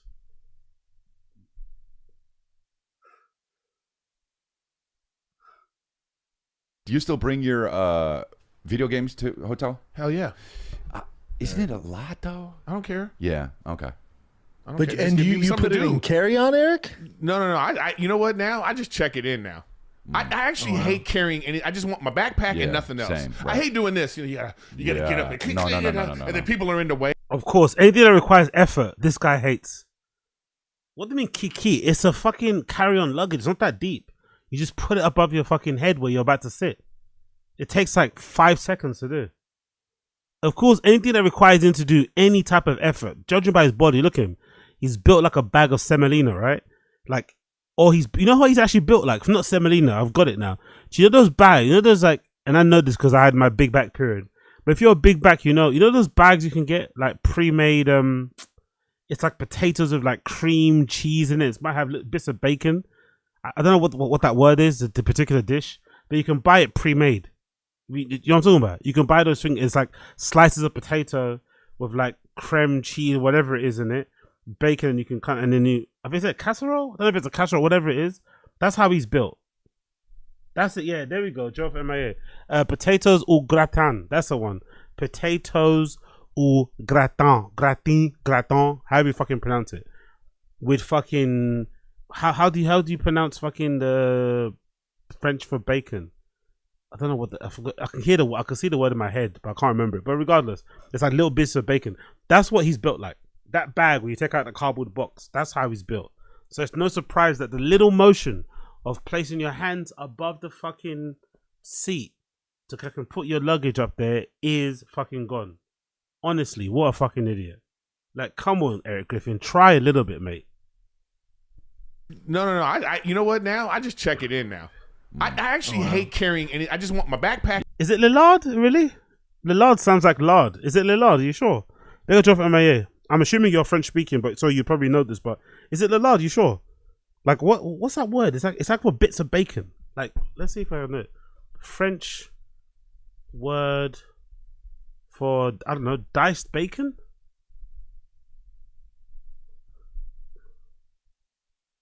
Oh, that's it. Lardon. That's the word. Lardon. That's what I'm looking for. Lardon. So you're right. Big up Joe from here. My bad. Lardon. That's what you're looking for. So I think the word was it potatoes au gratin with lardon, right? I think that's what I'm talking about. Yeah, that's the one. Let's do what's it called? Is it called microwavable? I think it's in a bag, right? Bag. Let's see if someone's got a picture of it. No one's got a picture of it, do they? No. Let's take out the lardon there. Let's see if someone's got a picture of how fucking Eric. That's it. There we go. That's how Eric Griffin's built. That's how that blood clot is built, like that. Like a bag of that shit. That's how it comes usually. It's a bag. I don't know. That's a tray, but usually it comes as a bag. But I guess it's a tray, so you can obviously cook it like that. But sometimes it comes as a bag. But I think he actually looks like this. Sack of semolina. That's what fucking Eric Griffin's built like. Sack of semolina. All my African men them know while going with semolina. They know while going with fucking semolina. That's what he looks like. A bag of fucking semolina. One of these African king semolina. Big up my fufu. Big up my fufu fucking man them. You know what I'm going. Let's go back to the video. And nothing else. Same, right. I hate doing this. You gotta get up and click, and then people are in the way. I just want to be like this. Backpack. Now I don't even have to get on the plane first, even though I can because I'm like 1K and that kind of shit. Now I realize, you know what? I want them to almost call my name. Final call. Some whole shit. No, it's some whole shit because then you got to wait after the flight. You got to wait at baggage claim. It's another 30 minutes. Yeah, man. but I'm gonna wait at baggage claim anyway. Anyway, whatever. I find it hilarious that he's taking his video game console on with him on vacation. I'm hoping it's a video game console, not like a handheld thing. If it's a handheld thing, then it's okay. But if it's a video game console that you're taking on vacation while you're with your family, That's fucking insane. I think it even needs to be said. Even if you're doing it by yourself, it's really weird. Maybe it's different because they're touring comedians and they're probably going on tour every weekend. So it gets really boring and you don't want to be, you basically don't want to be there anyway. All you want to do is do your show, go back to the hotel, waste time until you sleep and get on and plane again to go back home. So maybe that's a good idea. But I don't know, if it was me, I don't know, explore the local city. I don't know, go out for a drink. I don't know, link up with some addies and baddies. Like, I don't know, I wouldn't be in my room playing a video game. Do you know what I mean? I can do that when I get home. Now I'm out and I'm on tour, it should be tour mode. But I guess everyone's different. I guess everyone is different. Next clip. Crystalia wears adult diapers. Yes, you heard that right. According to this clip, Crystalia, I think the clip, there's a bit before that I didn't include in the clip where he mentioned something about kids' diapers and shit, which sounds a bit insane considering the allegations against him. But Crystalia here now details how he tried out wearing a pair of adult diapers because he was fed up of getting up in the middle of the night to go piss. So he did try to experiment with buying adult diapers to see how that worked. Which is an insane thing to do, by the way, right? Like, that's only something that a comedian would do. It's only something that somebody that doesn't work a regular job, who doesn't have like regular friends, who's not a grown-up, you know? No normal grown-up man is just thinking of, oh yeah, I should buy adult diapers. But if you're a comedian, if you're a little bit, you know, if you're in a constant state of Arrested Development, if you've gone through a pretty traumatic cancellation, maybe your brain's a bit fried. But I find this conversation fascinating because it kind of, you know, exposes some of these guys' nasty habits. But let's just listen to Crystalia's diaper story.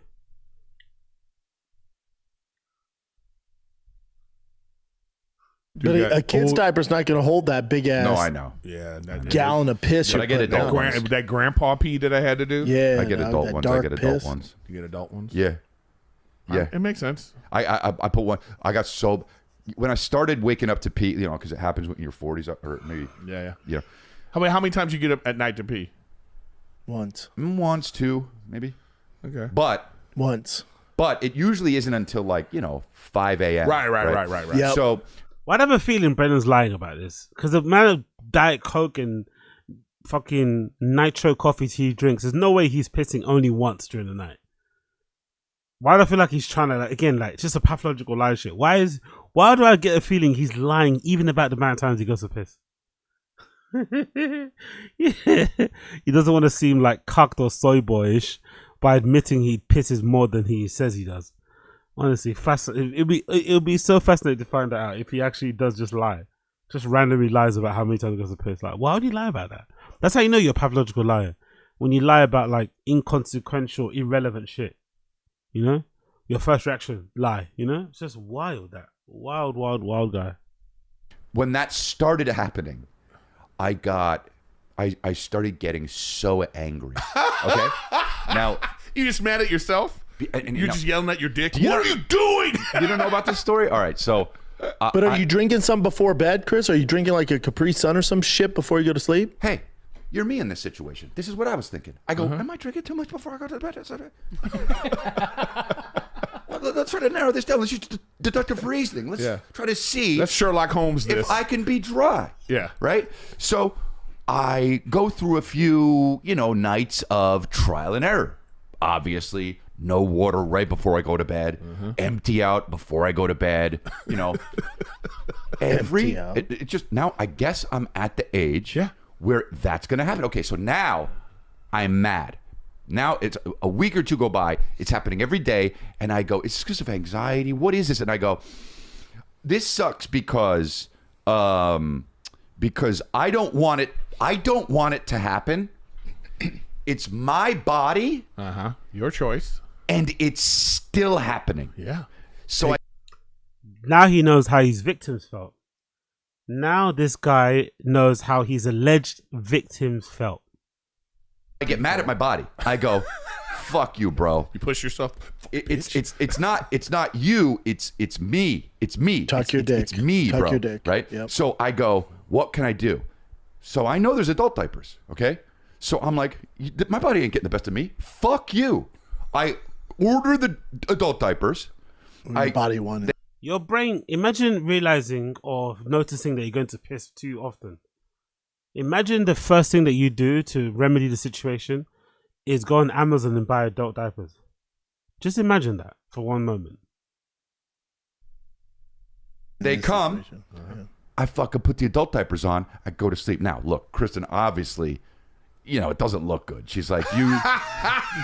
No one wants to fuck you when you're in They're adult terrible. diapers. They're frilly. They look awful. Sexiness is out the window. You know what And color you're they are? white as Heather fuck. gray. And so, but I have them on, and I don't give a fuck, dude. I'm owning it. Like, I'm like, good for you. Yeah, my body. She goes like this. Ew. I go, my body's not, bro. I'm in charge of my body, not my body. You understand? Yeah, but the thing is, you're still up. What do you mean, though? It's not like you were sleeping and you woke up and peed. You consciously had to go like this. Nah, I'm not getting out of bed. So hold on. Right? So I wake up because I have to pee. 5:30 a.m.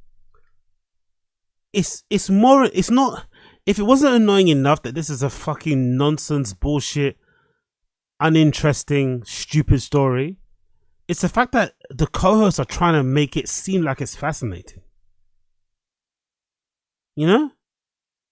This is a nonsense story. Why are the co-hosts acting as if this is like...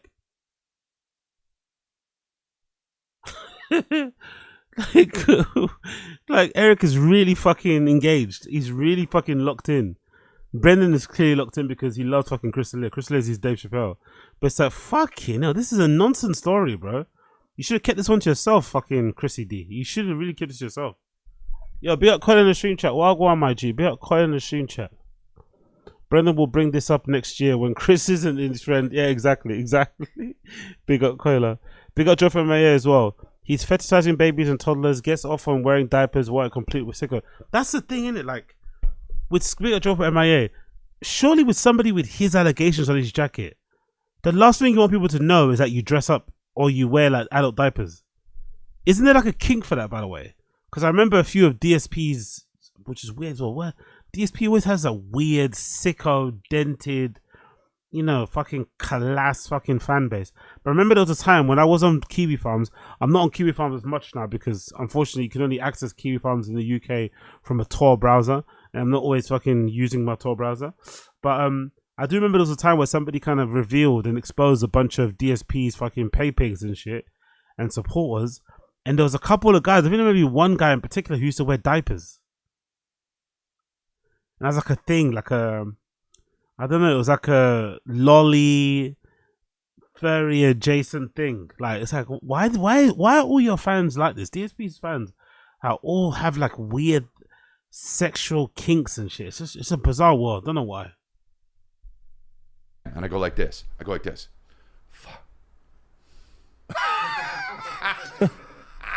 So I go like this. Just be it. All right, let's do it, dude. Fuck you. I ain't getting up, body. Right? Fuck you, body. I ain't getting up. I sit there.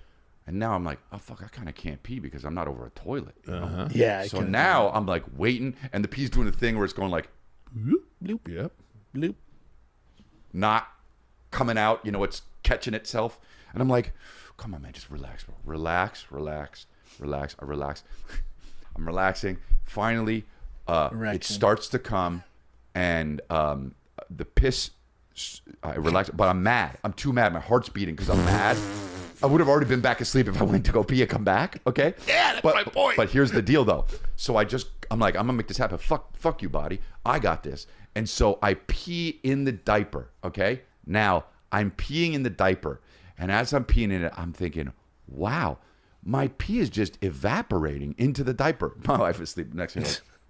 I'm just fucking 40, like, okay, evaporating into the diaper, okay, and I'm still pissing. And I'm like, this thing fucking works, bro. Yeah, you woke up. Yeah, I know you woke up in a puddle of piss. It did work, okay, until there's a moment where then the diaper goes, that's all the diaper I got. Okay, so I go. I let it go. It started coming out of the diaper, and I go, nah, come on, man. Maybe I'm like, this has to work. Maybe it goes back in or some shit. Bro, idiot.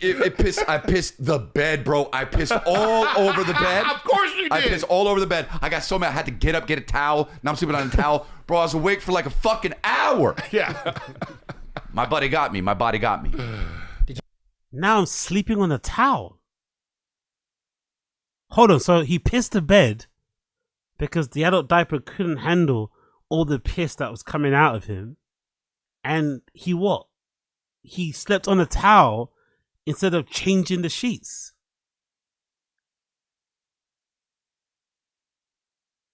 I'm assuming he did that because maybe he didn't want to wake his wife or something, right? But in that moment, wake your fucking wife up. Like, it doesn't matter. Take the tongue lashing from her. Take the strop. Sleep maybe on the fucking couch for the rest of the night. But sleeping, like, do you guys remember what it used to feel like when you used to piss your bed as a kid? Or if you changed somebody's bed when they pissed it? That spreads everywhere, bro. Even a towel, I don't think would prevent you from feeling the piss. Even the towel, no matter how thick it is, you still feel some of it. It'd be so uncomfortable. Then the towel moves, and then you're laying like, what the fuck, bro? And these are the same guys that wash like once a week or once a month or something. Nasty individuals, bro. Nasty. Did you piss on Kristen? No. But I told her all about it. Oh man, we had to change the sheets obviously when we woke up. We had to change. I bet she did anyway. I bet he didn't do jack shit. We had to change the sheets when we woke up. I told her all about it. God almighty.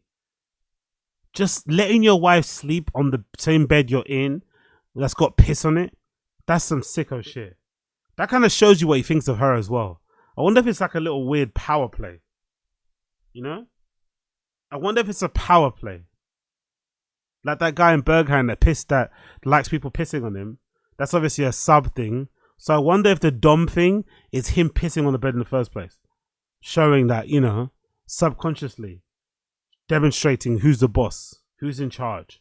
I can piss on this bed. You can't say jack shit about it because I bought this bed. I bought everything where this bed is fucking currently housed and shit. I mean, like everything around here I bought. It's mine. So I'm gonna piss. I'm gonna mark my territory and piss all over this bed.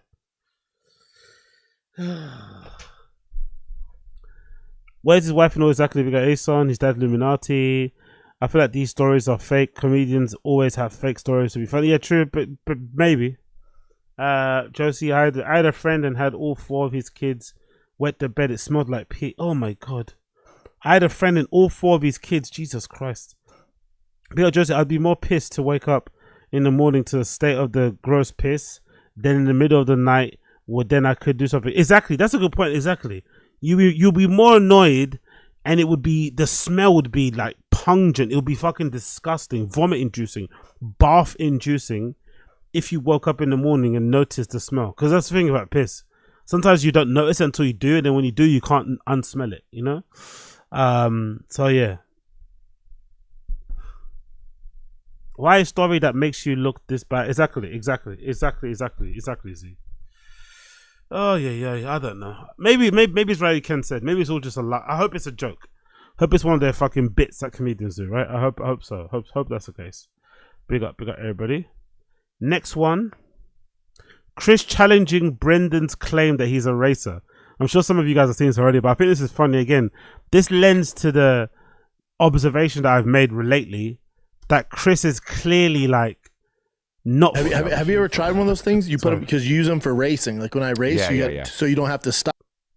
Like I said before, that I feel like Chris is clearly not feeling Brennan now, or maybe is like slightly annoyed that Brendan's still here.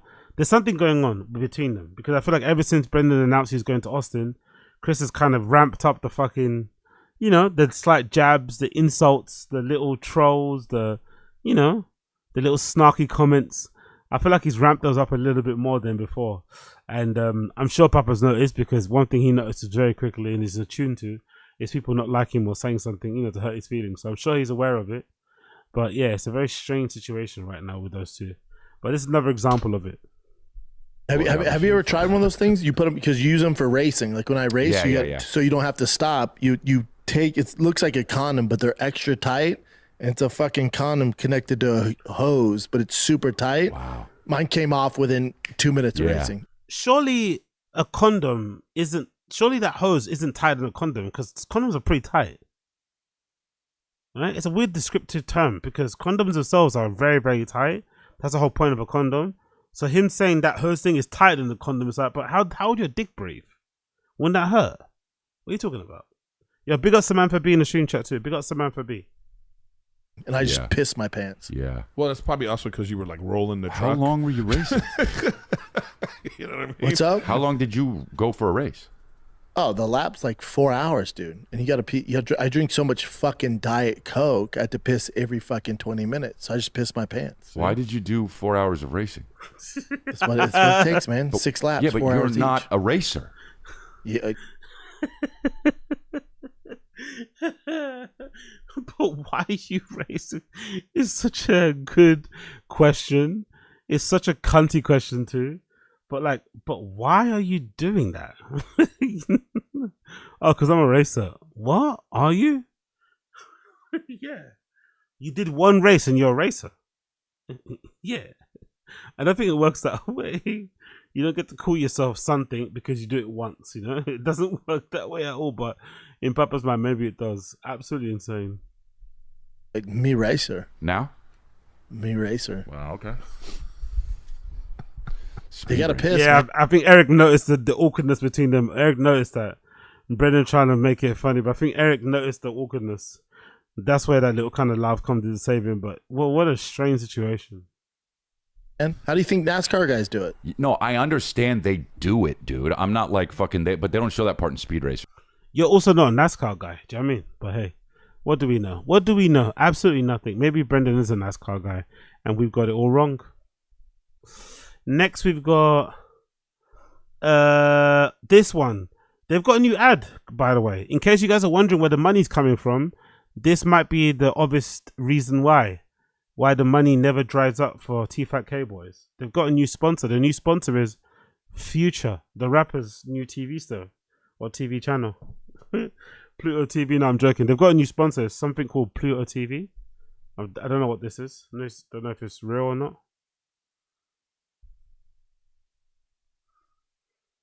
Pluto TV is exploding with thousands of free movies. Summer of Cinema is here. Feel the explosive action all summer long with movies like Gladiator, Mission Impossible, Beverly Hills Cop, Good Burger, and Transformers: Dark of the Moon. Bring the action with you and stream for free from all your favorite devices. Pluto TV. Stream now. Pay never. You guys heard of that? So they've got a new sponsor. It's called Pluto TV. Pluto TV. So that might be the reason why they've got a lot of money. That's why maybe they're still keeping their head above water. What is Pluto TV? Pluto TV is a free ad-supported streaming television service that offers a also it's a not Hulu. What's that one called? I don't know what that thing is called. That channel that all the shitty black movies are on. It's a free. I guess it's maybe a white version of that. Pluto TV is a free ad-supported streaming television service that offers a wide range of TV channels, live and on-demand content similar to traditional cable. It's owned by Paramount Global. Provides content across various categories like news, sports, entertainment. That's it. Tubi. That's one. Tubi. Thank you. Is it like a free Tubi maybe, or like a white Tubi? Is Tubi free? Tubi isn't free, is it? Is Tubi free? Yes, Tubi's a free. Okay, cool. There we go. So it's probably a white Tubi. I didn't really know if Tubi was free, but yeah. You can access it on various devices. Here's a breakdown. Free ad supported. So maybe that's why. Okay, diverse content. No account needed. Shit. Okay, decent. Let's see. Top shows on Tubi TV. Oh, not TC TV. Have you guys seen any of these stuff? Oof. Hitler, you know. Have you guys seen some of this stuff? The most popular shows on Tubi. Let's see. The most popular shows on Tubi. The Dead Zone. Unsolved Murders. Is it? Just free. There's got to be more than that, right? There's just free shows. It can't be more just free. The top 10 shows streaming on Tubi now. Let's do Pace Magazine. September 2024. Let's see some of these titles. because I'm curious to see what they've got. We're gonna get a fucking pop up in a minute here. Who's better, Toby or Sissa Holmes? Yeah, White Toby. Yeah. Yeah. If you miss TV, it's good throwback to it. And okay, cool. Big up Josie. No, they don't. They got good anime on Pluto. Okay, cool. Yeah, usually you find anime on like weirdly strange platforms, in it, really good ones. Actually, I'm starting to get into like there's this content creator that recommended it. I haven't watched it yet because I haven't had time, but there's a couple of Chinese animes now. Allegedly, the Chinese are starting to make really good fucking anime, so I need to get into that. I forgot which one it was especially, but there's 2 or 3. I think one's kind of called like a sword something or something like that I'm meant to be watching. But anyway, so far on Tubi, there's a show called Big Mood. Channel 4's Big Mood is about, I don't care that. There's a show called Grownish. I know what Grownish is about. Spartacus is on there. Oh, fucking big up Spartacus. That lead actor passed away in it. I think maybe after season 2 or 3. RIP to him, man. He's fucking brilliant. But Spartacus is fucking great. If you're a history buff, you'll fucking love Spartacus. Something called Swamp Thing. Astrid Lillian to Save the World. Gossip Girl's on there, the original one. Next Level Chef. Midsummer Murders is decent. Pride and Prejudice is actually decent too. Bit of a UK funny though show, but who cares? Stargirl, don't know what that is, looks terrible. JoJo's Bizarre Adventure is really good. Lie to Me. Scandal, of course. Legendary Scandal. I love Scandal. I love K.A. Washington and her fucking crime face. I love it. I love it. I fucking love it. Scandal was brilliant. Degrassi Next Generation, I never watched it to be fair. Scooby-Doo, Where Are You? Yep, brilliant. Legendary. Merlin, really good. Versailles, I never watched. The Fall. Oh, The Fall. This might be one of the best series of all time, mate. I'm going to say that might be Hall of Fame TV series, especially when it comes to fucking crime, thriller, serial killer type shit. The Fall is so fucking good. Have you guys watched The Fall? So fucking good, bro. Oh, yo. The Fall is 10 out of 10. This is the one. This is the one. Lovecraft Country, didn't watch that one. And yeah, that's it. Cool. New sponsor, Pluto TV for the Golden Hour. Eric Griffin glazing Dave Chappelle's new comedy club, right? This is an interesting clip because I feel like Chris D'Elia and Brendan Schaub are very jealous, but for different reasons or different, whatever. But I feel like it's a very uncomfortable conversation because the other 2 guys, probably are never going to go to Dave Chappelle's comedy club and will probably never get invited. So they're kind of a little bit jealous, envious, whatever, bitter when Eric is sharing a story. But Eric, I think, maybe notices the energy but doesn't give a fuck. He still shares it anyway. It just goes to show how weird the comedians are. But I think especially Chris doesn't really respond the greatest or he kind of has a bit of a weird face when Eric's telling his story. But Eric basically tells the story of how he performed at Dave Chappelle's new comedy club in Ohio because I think Matt Rife was meant to be there as well, the whatever. So let's play the clip.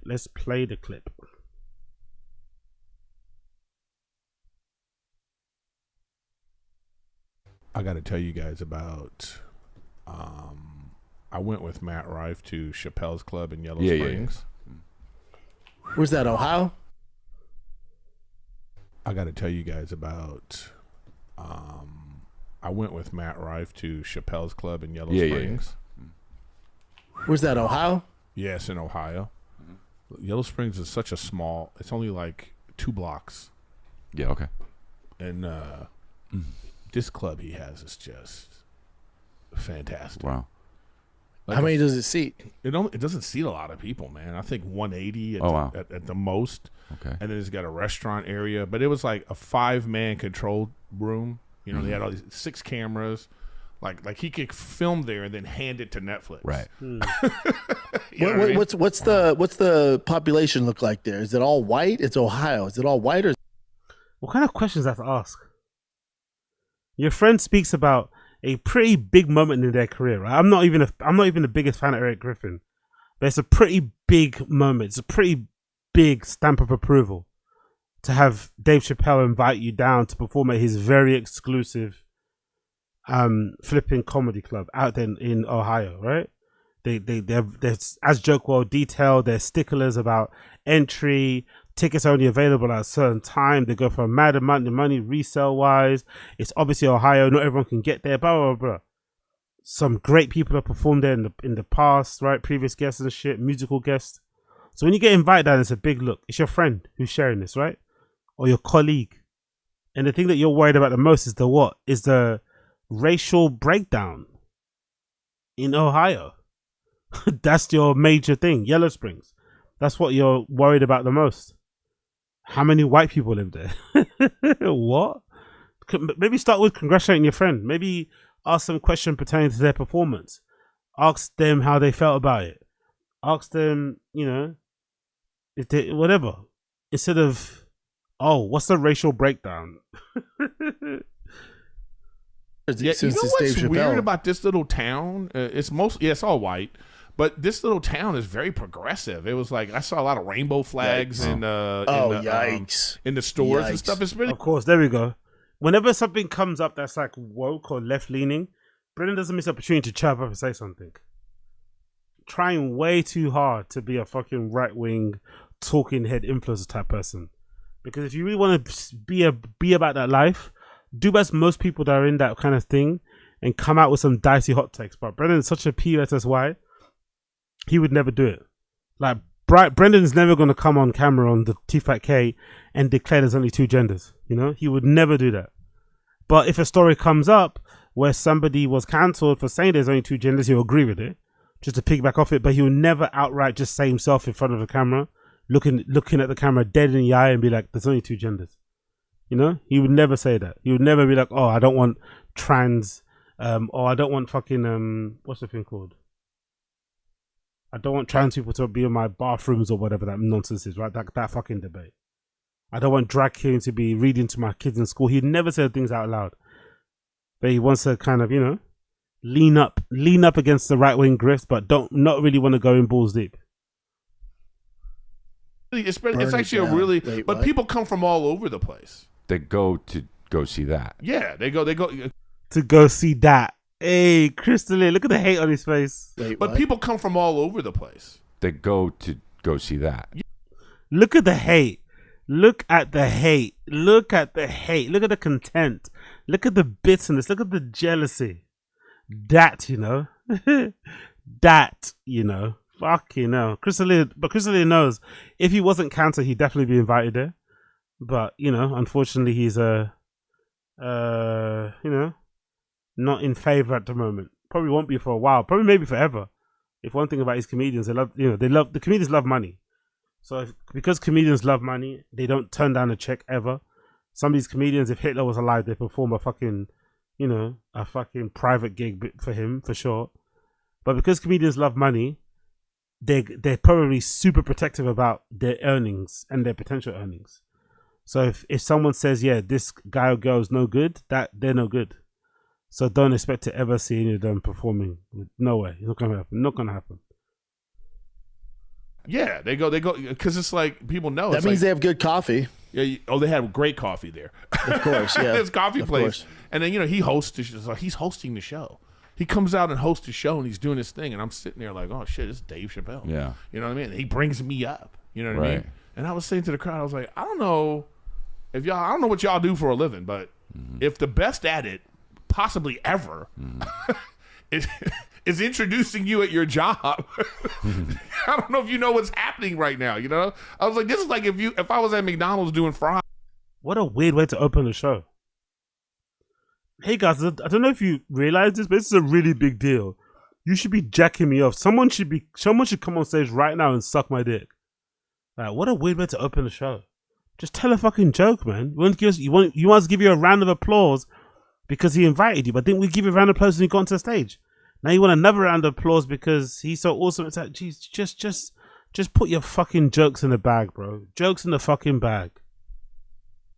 And I look over and Ronald McDonald is flipping burgers. That's stupid. Yeah, doing something right. You'd be like, Ronald, what you doing here? You know what I mean? But that was just like I don't know. I gotta say this, man. Eric, how many were on the lineup? It was you, it's just me, Dave, it's just Chappelle, Matt. me, and Matt. That's it. Huh. And how long did Dave do? Like 2 hours? No, man. He has this again, another snarky condescending question. Did Dave do 2 hours? It's like he's such a cunt, innit? But I get it. They both did have dreams of becoming comedians, especially Brendan. Chris maybe, is still practicing as well, so he can call himself that. But what a cunt, innit? Like, did you do 2 hours? Like, it's like, so what if he did? I still got to perform there. Like, God Almighty, this guy. This thing, like, at his club, he's had like Erykah Badu, Wu-Tang Clan, De La Soul, Mos Def. Like that lineup is way too black for Brendan. He's already finally glazed over. That lineup is way too black for Brendan. Sorry, he needs some Zach Bryan. Do you know what I mean? That's what he needs. Like, that's way too white for him. A bunch of like jazz people. Like black, I mean. And it's not open every weekend. It's only when he's there. It's like this special thing. Yeah. And it's like, so that part I didn't know. Dave Chappelle's got so much money, he can open up a comedy club that is only open when he's in town. That's insane. That's how you know you got long money, that you can have this place running, but it doesn't open unless you are actually in town. That is fucking insane. Big up Dave Chappelle. That's a dream. When I get ascend to a certain level, that's the first thing I'm gonna do. Open my own fucking comedy club. I may even open my own club before I get my own crib. Not gonna lie. That's how sure I am about it. That's how determined I am. I'm gonna turn myself into the DJ version of Joe Rogan. Even though I'm shit, I'm just gonna book myself every weekend. Fuck it.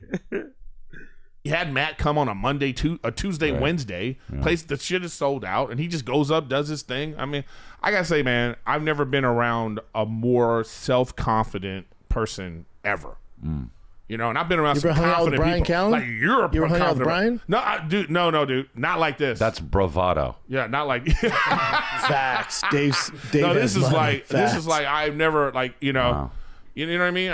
Again, another snarky comment, another little sneak this, not even sneak this, another fucking bullet in the direction of fucking Brian Callen, right? Which is interesting. The bullying of Brian Callen continues, or at least he's have money. Like, okay, cool, I guess. Great for trying to expose Brian's kind of, fucking financial situation on the show. It's all good. That's your best friend, right? Yeah, mentor. Yeah. I was like, my God! Like, did he drop some knowledge on you? Yeah, man. He usually has. It's always like that. It's just. Oh, by the way, have you guys noticed? Brendan hasn't mentioned his famous Dave Chappelle story. Have you guys noticed that? That Brendan has not mentioned his famous Dave Chappelle story.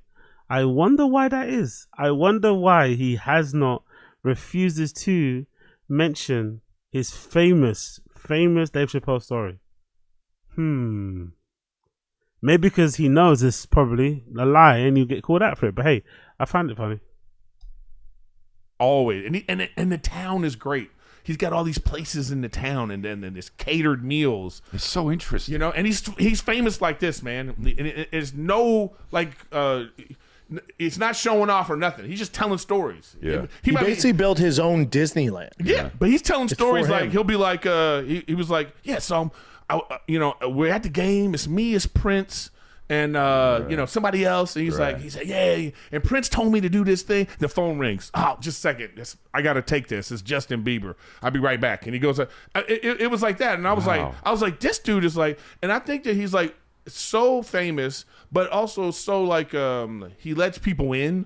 So people want to talk to him, and he's very deep and thoughtful, and so you want to talk to him. So these people that he knows, all these famous people are like, yo, Dave, can you got a minute? And he's gracious like that. But it was just like, I had a perception of what I thought the guy was like before, but just like classic Eric.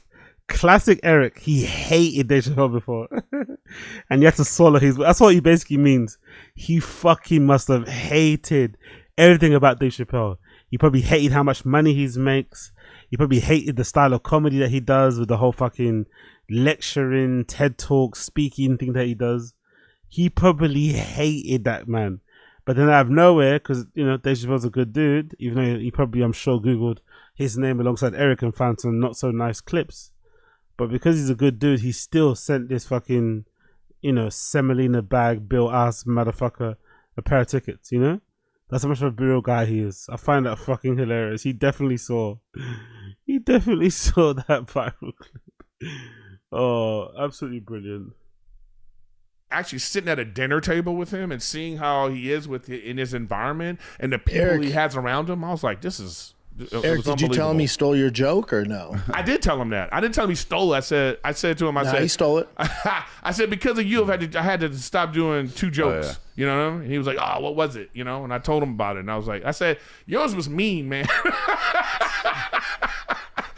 You know, but it's just Did you get a cell phone number? Yeah, big up my nuts. Big up my nuts. Chris is so pissed he messed up. Yeah, exactly. That's for sure. I get the feeling, obviously Brendan's hated a lot more, obviously, but I feel like Chris is definitely deep down just reminiscing and thinking about all the mistakes he's made. All the fucking, you know, there are times when Chris feels invincible because he didn't get cancelled, right? I think that's what that special was about, the one that just came out. It was almost like a victory lap, he felt like, to all the haters and shit. But I think he knows once he's sober up that, you know, those award shows are one thing, but day to day, none of these guys want to be seen with you. Do you know what I mean? That must be really concerning. That must be really heartbreaking, because you know there are certain things, no matter what you do, you'd never be invited into certain rooms again. So that for sure it hurts him. You'd imagine. Again, I don't know, but you'd imagine. Number? No, I didn't even try though.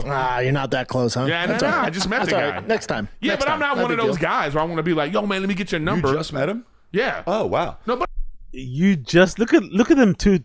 Look at them going back to back, right? Double teaming Eric. Brendan said, "Oh, you didn't get the number," like, you know, and of course that didn't happen, and obviously mocking him, and of course he said the same sort of thing, you know. Chris said the same sort of thing. Oh, that was the first time you met him? Kind of insinuating that Chris has met him a bunch of times. It's like, yo, come on, man. Let's relax. Let's everyone just relax, please. For the love of God, everyone relax. But I've met him before, but not like this. Yeah, I get it. This is like you hanging out in somebody's house. Yeah. You know what I mean? So I was like, anyway, I was just saying it's like it was like a real like a like an artsy environment. I find that so interesting. He's so interesting. Like I just find that whole thing so interesting. He does it in Yellow Springs. I love it. And there's no yeah. Interesting. Eric, cool. Where'd you stay? At his house? No, man. Fuck it now. Let Chris finish his thought, man. Just completely jumps in and railroads the conversation. I do think it's interesting that he did it there. I think it's way cooler, to be fair, because it's not in a coastal elite place. I think that's way cooler. You could have opened a club in LA and it'll be rammed. You could have opened a club in New York and it'll be rammed. But he did it in his own, you know, home fucking town, came back to the people. And it's probably going to be a way better show anyway, because it's an intimate quote unquote crowd and shit. So I definitely understand. He has a bunch of Airbnbs that he has out there, and then like there was this place. Like, that's so interesting. So this is where we ate. We ate at this place that has like a bedroom, so you could. One says interesting, which sounds like hate, and Brendan says it's strange, which definitely sounds like hate. They're both double teaming on the hate. I love it. No pause. Stay there, right? But it's like 2 dining rooms, and like this world-class chef is there cooking for us the whole time. It's like Neverland, but no one's getting molested. Fucking hell. I think Eric's starting to notice the hating a bit too much now. It's like Neverland. What the fuck is Neverland? But I think Eric is starting to notice. I think he's starting to notice the hate. I think he's starting to notice the fucking hate.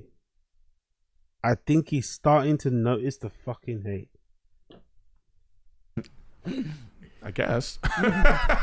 You build your own city. But go ahead. Yeah, but I would think. But I feel like it's what like it. Let's say I feel like Rogan will buy as much as he can on 6th Street and do the same thing. He's gonna buy a restaurant. He's gonna buy whatever. No, you don't think so?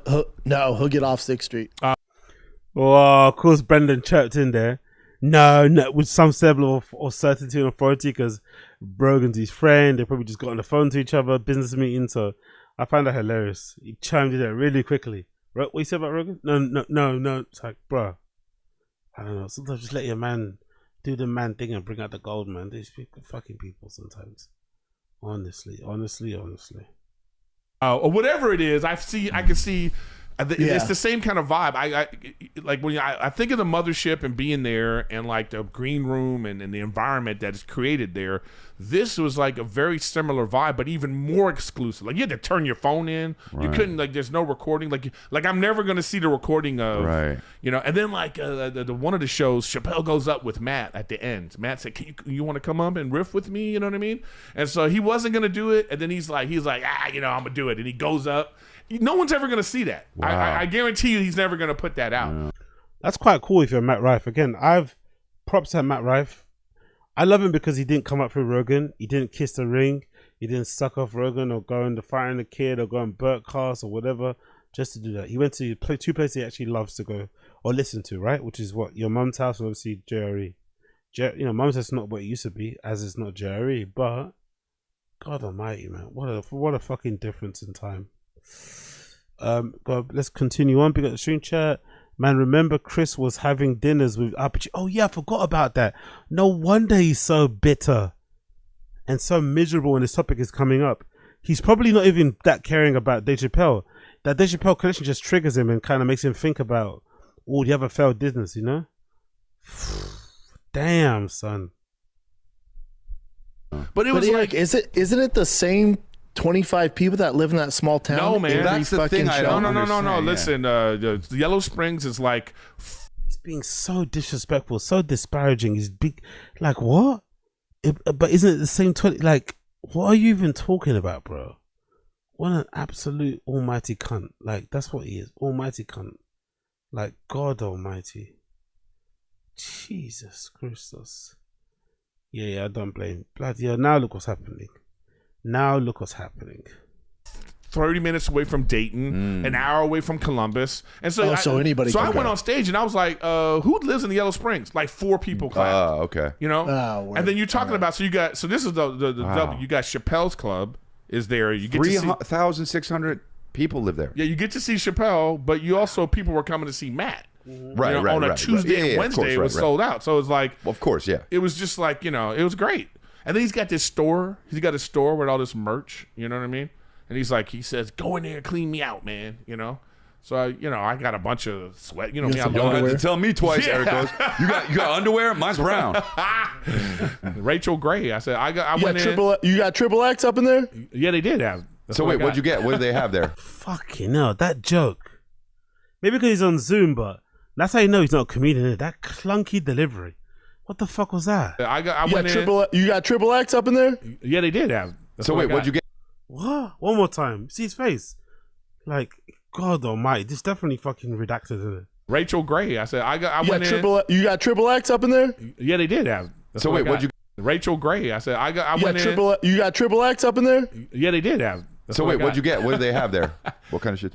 I like this. Can we start doing a count? That's Brennan's first fat joke from Texas. I need a fat joke count from this motherfucker. Yo, Dave, you got quadruple X? Fuck off. So what did what kind of merch did they have? Cool stuff or what? All kind of stuff, man. From the tours and stuff. Oh, okay. Damn, that's cool. Yeah, it's great stuff. It's really good material. I was like, this is great. But what I'm saying though is like, it's interesting that that's where he's from. Yeah. And so Eric's gonna be walking around with a fucking C shirt on, which I think is really GAY, especially the ones he gives to other comedians to wear. Like other comedians proudly wearing a fucking Chappelle necklace on, like he owns it or something. Is top 5 worst thing I've ever seen. But big up those guys still. He just came back and he's got his acres and acres of land that he has. And then he has this in the town. He's got all these little pop-up spots just for him. And it's great. I wonder what that's like. And his club is beautiful. And he had all the security. It's funny because he said, like, I never make any money when I open the club. Because that's not why he does it. Yeah. Because there was like 7 security guards. Right. And he goes, yeah, nothing going to happen to Matt Rife on my watch. Oh, that's funny. You know what I mean? But it's just great, man. The people he had around him, they were all cool people. Like this world-class photographer was there. And like, there was IVs. The silence from Chris and Brendan is deafening, by the way. I think they ran out of hating material. every day. The guy that owns that company, he's a cool dude. His like handler lady, she's great. She was like, you know, they're doing, you know, and it's just like a kind of thing where I was like, man, you really felt like you were around somebody rich. Yep. You know what I mean? Hey, like, Eric, was the green room? Were they red lights? Usually likes red lights. Oh yeah, he was talking about that. It's so funny you bring that up. Like even on stage, he had a thing where he was like, "All right, make the lights red." Like I'm talking about. He must have spent like $3 or $4 million on this club because like the lights, the sound system, everything.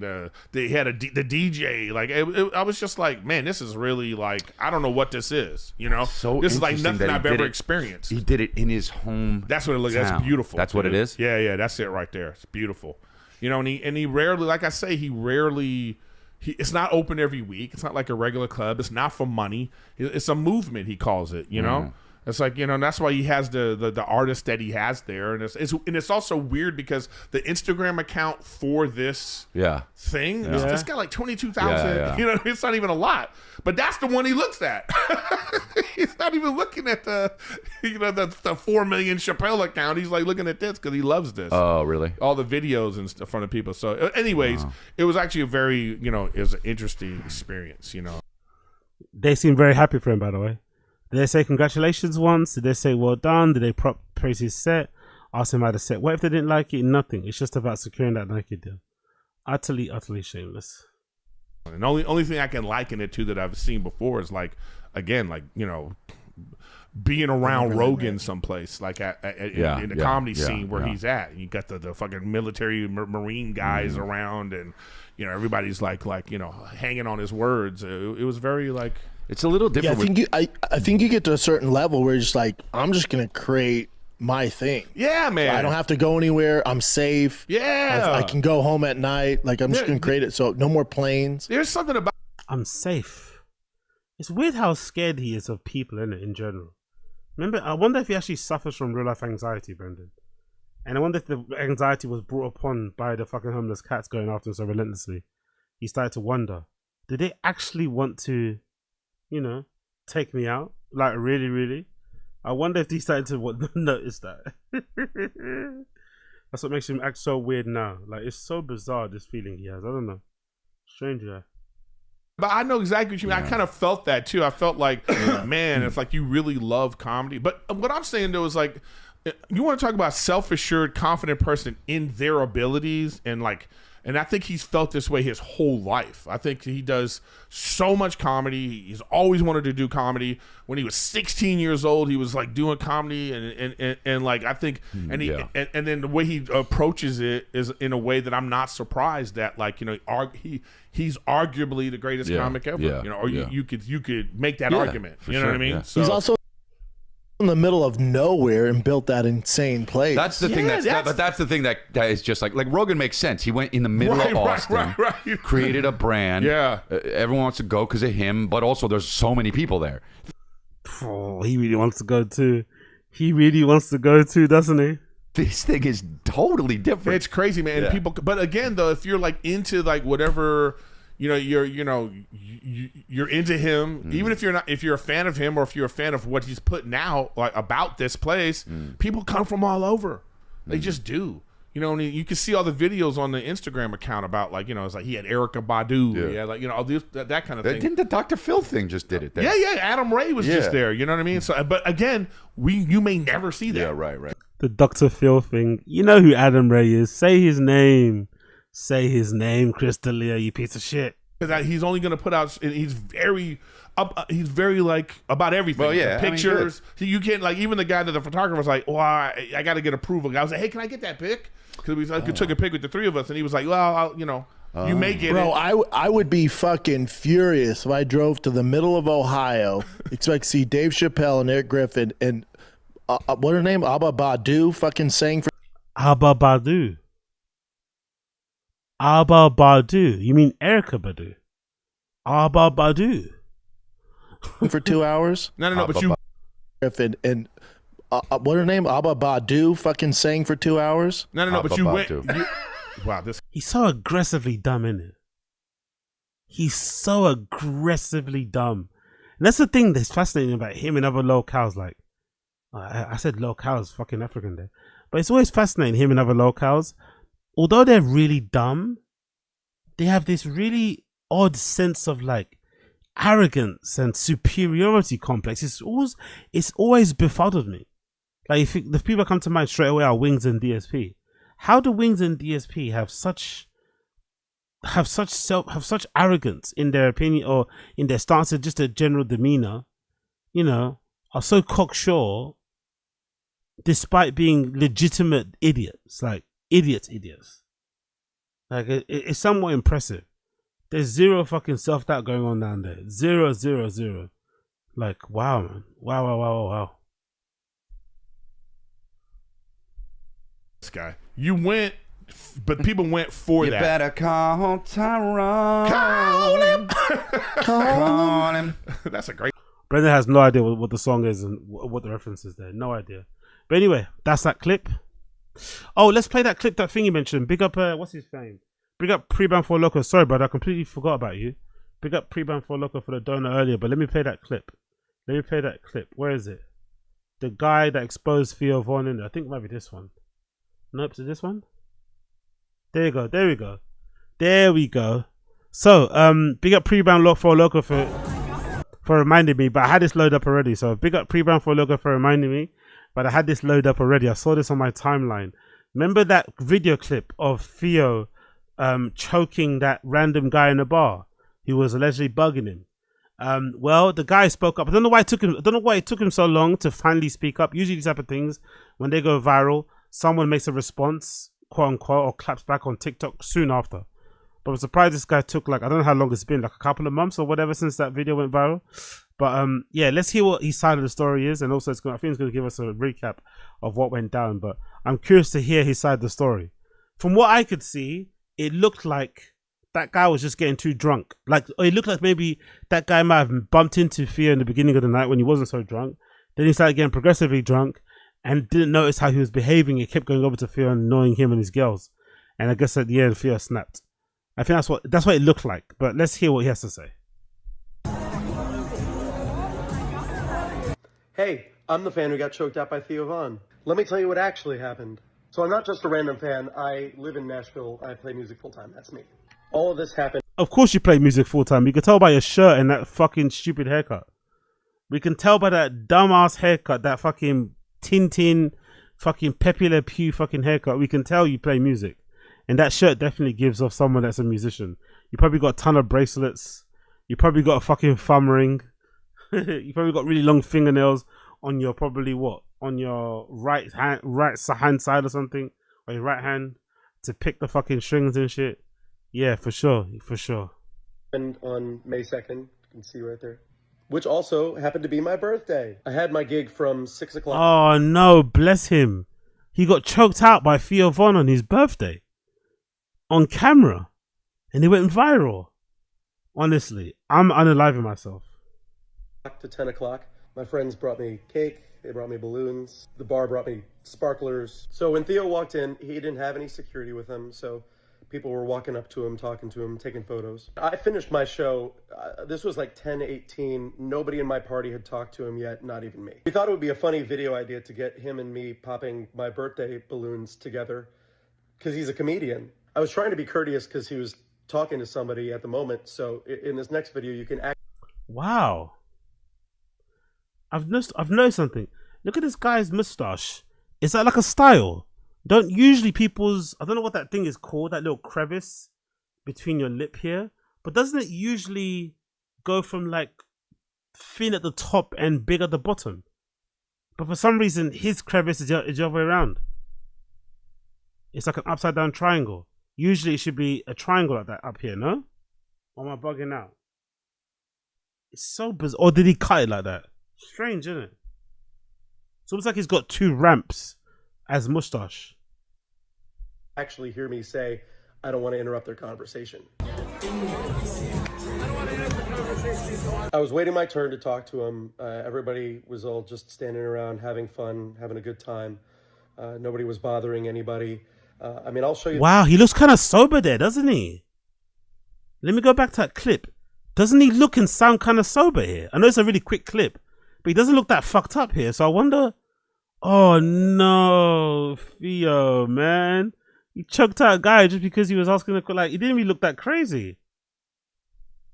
Like, I get it if the guy was like drunk, because Theo's sober, right? Doesn't do anything at all. So I get it the guy was drunk, but this guy looked pretty sober, I think, judging by this little clip here. So I wonder why Theo got, maybe just annoying anyway. To be fair, I'm surprised Theo's in that bar. Like, because Theo's a really, you know, he's kind of talks about his anxiety and shit. I'm surprised he's even in there. He looks like a really busy bar. But yeah, this is sad. I don't want to interrupt their conversation. I was waiting my turn to talk to him. Everybody was all just standing around having fun, having a good time. Nobody was bothering anybody. I mean, I'll show you the full video. That's the guy I was waiting for, who I didn't want to interrupt.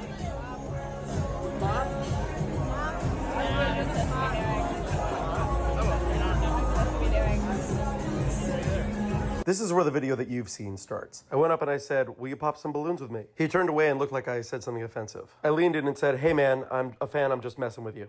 He turned back around and then, I play music full time, that's me. Hold on, can someone screen chat? Does pop your balloons mean something else in America? Why would Theo think that was an insult? Is pop your balloon some sort of sexual innuendo or something? I don't get that bit. That's the guy I was waiting for, who I didn't want to interrupt.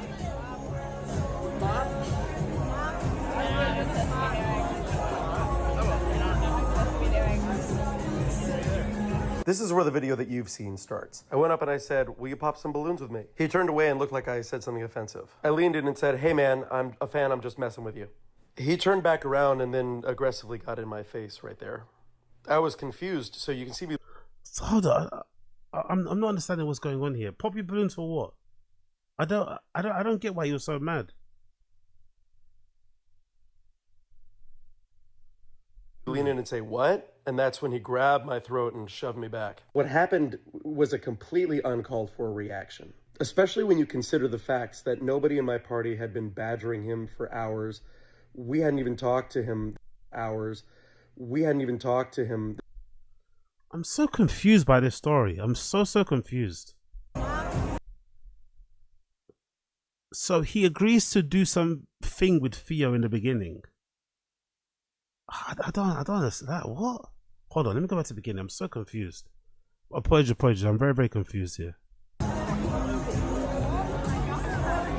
Hey, I'm the fan who got choked out by Theo Von. Let me tell you what actually happened.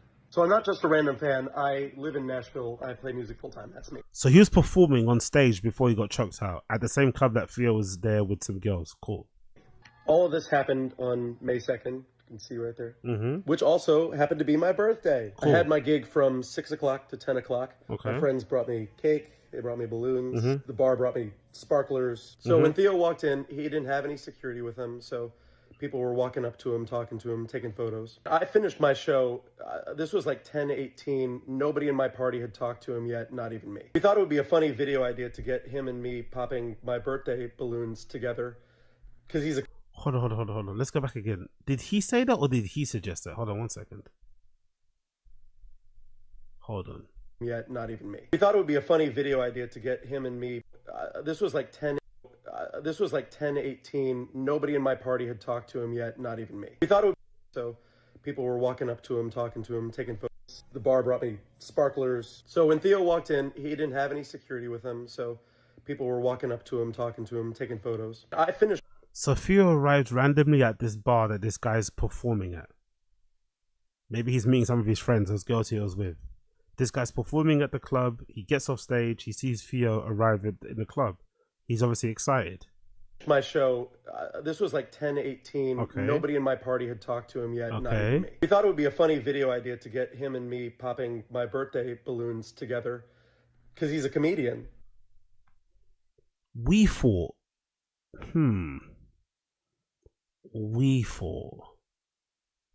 Or did you suggest it to him? And because Theo seems like powerful bunch. Big up Sardines. Yeah, pop your balloon is when you want to rip through a condom doing butt stuff. In the UK they call it get in your knickers in a twist in it. Assault Disease is an idiot. Big up Assault Disease. Okay, cool. I think this guy's lying. I think he misinterpreted Theo's politeness with compliance. Most likely, he did ask Theo, hey, do you want to do this pop your balloon thing? And because Theo's a nice guy and he doesn't like confrontation, he probably said, yeah. And just kind of like shoot him away. But then this guy came back later and kept asking. And Theo was like, fuck off, you know? I think that's what happened.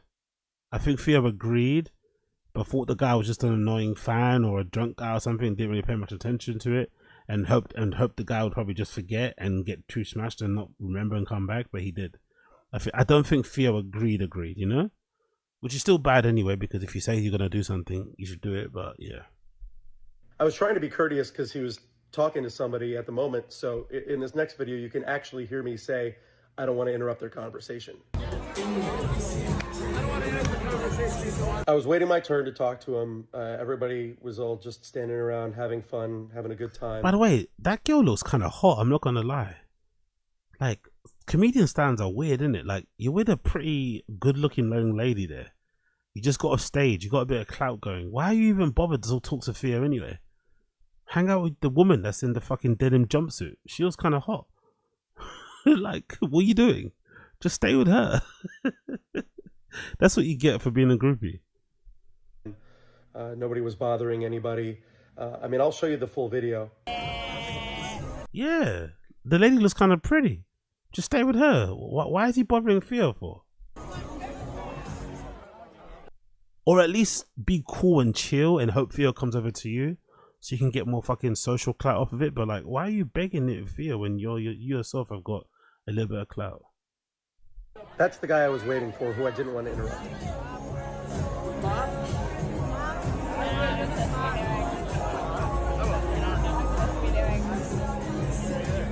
This is where the video that you've seen starts. I went up and I said, will you pop some balloons with me? He turned away and looked like I said something offensive. I leaned in and said, hey man, I'm a fan, I'm just messing with you. He turned back around and then aggressively got in my face right there. To be fair, judging from the body language, I think this guy's lying.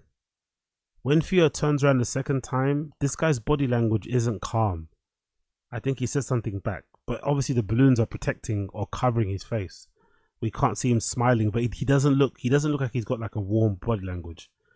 You know, if somebody turns around in an aggressive manner at you and you didn't mean to be aggressive, you're probably going to put your hands up. Whoa, I mean, chill. I'm just saying hi, you know? You're going to try and defuse the situation. This guy's body language was very confrontational when Theo turned around. Maybe it makes sense because Theo maybe, you know, big timed him and shit, so he felt kind of small or egoed him, as the kids say, but I think he's lying about how he was talking to Theo.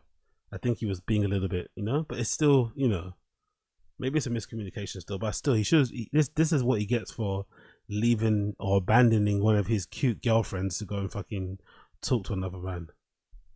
I was confused, so you can see me lean in and say, what? And that's when he grabbed my throat and shoved me back. What happened was a completely uncalled for reaction. And he's still smiling, by the way. He's a bit of a cuck, isn't it? He's a bit of a cuck, I'm not going to lie. In the slow motion, you can see him smiling as Theo's pushing him back. He's kind of got a bit of a smile on his face. It's almost like he's happy Theo touched him. Throat and shoved me back. What happened was a completely uncalled for reaction, especially when you consider the facts that nobody in my party had been badgering him for hours. We hadn't even talked to him. This was a 14-second interaction, and that was it. If that's the case, you should have been way more angry. You should have flipped out and really put the beats on Theo. You know, to be honest. If what he's saying is true, he should be furious at Theo. You shouldn't be like smiling and trying to make, you know?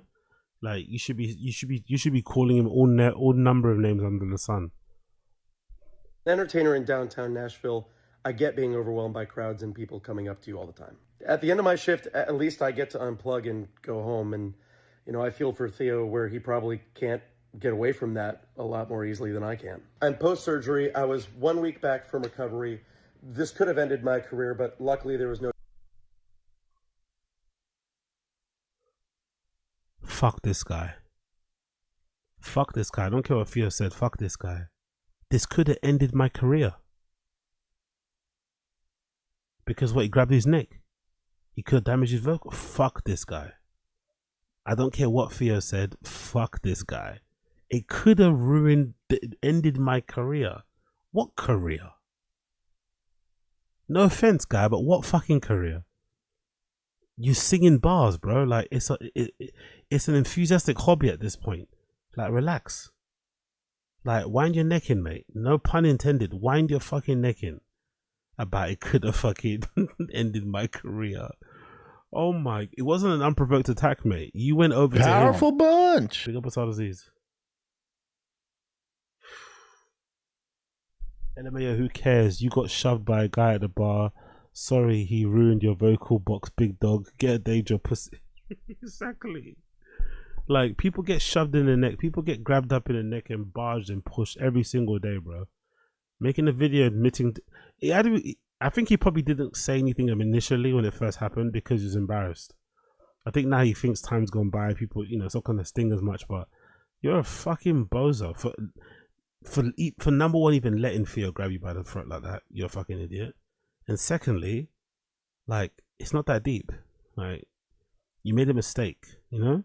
You didn't read the room. You didn't read the situation well enough. You interpreted him being maybe polite and agreeing to pop your balloons as a promise or something, or an obligation. Like, fucking hell, relax, bro. Maybe he might have popped it if you just would have left him alone. He might have remembered later on and come back around, like, or not. Like, relax. Chasing, oh, can I? So, oh, fucking relax. No damage to my vocal cords or neck. I'm not trying to get any sympathy or anything out of this. I just want people to... One more time. This fucking pathetic donut. My shift, at least I get to unplug and go home. And, you know, I feel for Theo where he probably can't get away from that a lot more easily than I can. And post-surgery, I was 1 week back from recovery. This could have ended my career, but luckily there was no damage to my vocal cords. Post-surgery. He had to undergo surgery for what? Like, the obvious joke is obviously sucking too much dick that it fucking ruined his throat. But what did he go to surgery for? God almighty, this guy's a bozo. I'm not trying to get any sympathy or anything out of... Oh, really? You're not? ...this. I just want people to know that, you know, the celebrities that you see on camera can be completely different people in real life. You won't know. Thank you for listening to the truth.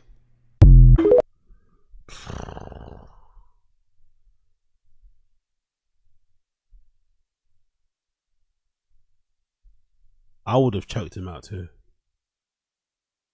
Allegedly. Obviously in fucking Minecraft, right? Minecraft only. In Minecraft. Look at that face. Look at that fucking face, man. Look at that fucking face. Theo did nothing wrong. That's my verdict. Theo did nothing fucking wrong. Long live Theo Von. He did nothing wrong. Simple as that. Theo did nothing wrong. I don't care. This guy's a bozo. Anyway, I'm gonna end it there, people. It's getting a bit late. We're gonna do part 2 tomorrow. Apologies for the delay. I should have got through way more, but you know, bloody hell, I know how to yap and waste a bunch of time. So apologies for those of you, but we got some 2 hours and 20 minutes or so in, so that's decent.